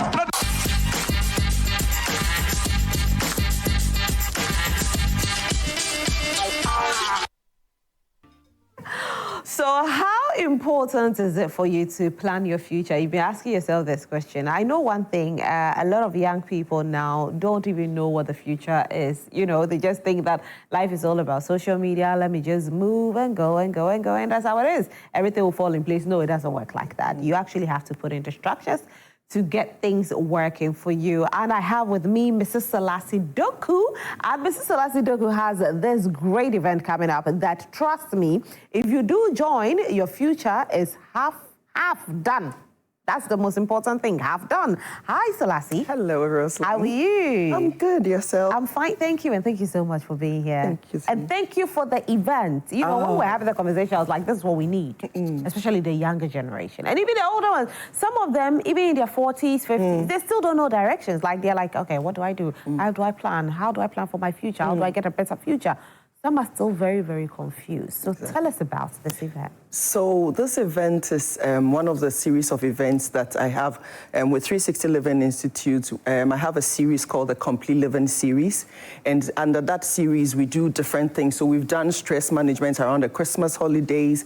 We've done enhancing your self-talk. And this time around, we are looking at unlocking your power of choice and shaping your future today. Now, the future that you're looking at, living, all that the aspirations that you have is something that you can start planning planning today is something, because what the steps you take today will determine the future that you want tomorrow. The steps that you took yesterday is actually what you're living by today. And so it's very important that we take a look at some of the intentional decisions that we take to be able to make the right choices, to be able to warrant the future that we are looking for. So it doesn't really matter whether you're young, you're old. At every point in time in your life, I call that life transitions, you make one choice or the other. And so what the choices that you make will determine the outcomes, will determine the future that you're looking for. What are the plans that you want to fulfill? What are the things that you're looking at that you would want to have, or you want to your children to have? It doesn't matter whether you are 20 today or you're 40. At 40, what kind of a grandmother do you want to be? What kind of a 65-year-old woman or a young 65-year-old young man do you want to be?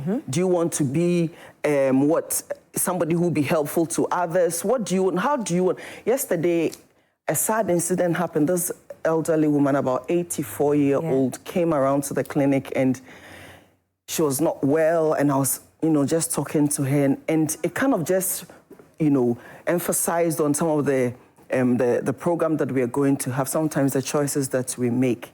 And so it's very important that we decide on what the outcomes of our lives would be, the intentional decisions that we take every day to be able to change the trajectory of our lives as we go forward. Because no matter what we do, tomorrow is there, then year after is there. It's coming, and we are all aspiring that we will live to see those days. How are we going to live then?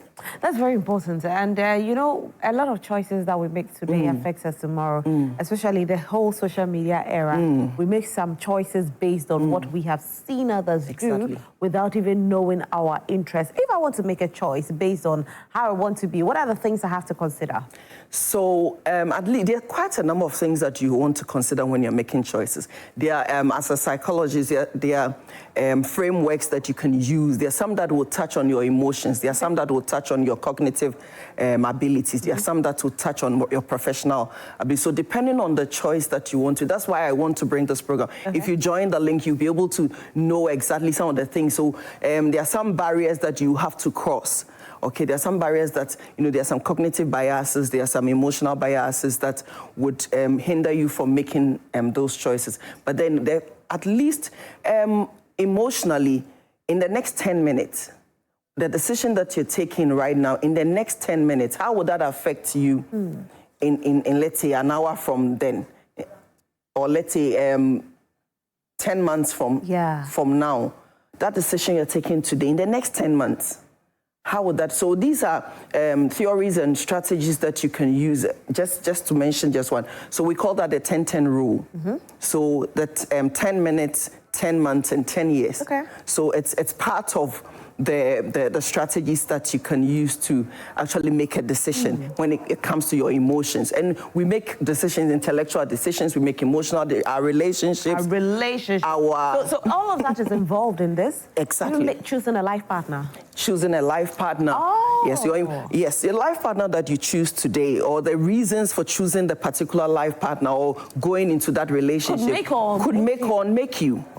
And so if you are going after something flimsy, you're not really sitting down to really weigh the options. What is in here for me in the next 10 years? What is in here? Or what is it that this decision that I'm taking today, what it would be the outcome in the next 5 years, on the children that we're going to have, on the kind of family that, even on the relationship that I want with my maker. How is that going to be? So at every point in time, we're making one decision or the other. And so it's very important that we take intentional steps to sit down and actually work a framework to bring out intentional decisions that would affect our future. And it starts today. So with this, someone will say the person who has to join has to be of a certain age before the person will understand this. Is that right? Not. So I'm actually looking at from the ages of 20 all the way. So I'm right now looking at the people that have registered. I have as young as 18. So from 18 and I have as old as 70 that have joined. Yes, we're looking at because look, even at 70, you still have to make certain choices. You have to make cognitive choices. My mental well-being, what are some of the things? As a family, if you have an elderly person at home, what is the mental well-being of this individual? What are the choices or what are the decisions that need to be made around this individual? All of these are choices and decisions that we need to take at one point in time, because if you don't do that, then as a family, how do you cater for this elderly person in the family?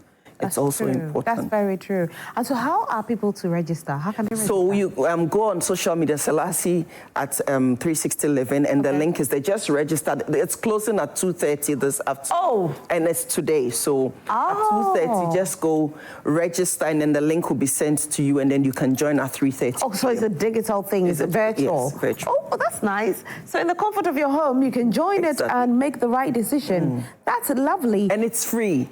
Is it? It's free, sure. It's completely free. Oh my goodness. I see that as part of my corporate social responsibility to bring some kind of information and some kind of knowledge to people who are willing to learn. And so that's what I... So if you don't register, you can't join? So if you don't register, you can't join. You have to register. Please go ahead and register. 2 p.m. is the deadline. And if you go on Selassie 360... Selassie at 360 Living. Selassie at 360 Living on social media. The link is there. Click on it and register before 2 p.m. Please do not call my phone at 3 o'clock and say, oh, Rosaline, I forgot to register. What do I do? Then it means you have to join the next class, right? Sure. All right. Selassie, thank you so much for being here. We are grateful. And you know what? We'll bring you back again, and maybe we'll talk about how it went. Exactly. And of course, those who want to join your future projects will be able to join you as well. Thank you so much, Selassie. All right. So anything you want to say before you go? Probably I haven't made you say everything. Oh, so it's important that you join. You know, the future that you're looking for tomorrow, or the future that you're looking for, starts today. So that decision, start today. Join the webinar and make sure that you learn from it and apply it. After the program, we would share a worksheet that would enable you to take the steps one after the other. So it's important that you join. Very, very important that you join. I will be joining, and I know that you have to join. So I'm not saying you'll be joining. I say have to, because I need to stress on it. I don't want us growing up and saying, oh, how I wish I had made this decision. Listen, it's better late than never. So no matter how old you are or how young you are, if you have teenagers, let your teenagers join. Let them build a better future for themselves. If you're old, still join is very, very important. And the most important thing is that it's free. So why don't you join? Selassie at 360 Living, that's the name on social media. Click on the link and be a part of this wonderful, wonderful initiative. On that note, I want to say that we are ending Prime Morning today. So instead of us going all the way to 10 a.m., there's a time that we are ending Prime Morning today because we have another conversation coming up, and it's on women. And so you don't want to miss that one as well. Thank you all so much for sticking and staying with us all the way from 6 a.m. to now. 9:38, almost 9:40. My name is Rosaline Fairley. I did this with K to the M to the J. And of course, Telecel Ghana Music Awards is still ongoing. And don't forget to vote for your favorite to win the categories. Now, I'm rooting for Team Eternity Ghana all the way. And so they have been nominated in 9 categories. Let's not forget to vote. Listen, Christian folks, let's do the diffy together. Let's vote for Team Eternity Ghana to win Artist of the Year. It's absolutely free of charge to do this. I will champion this, and I know a lot of you will also follow suit for them to win. Enjoy the rest of your day. Bye.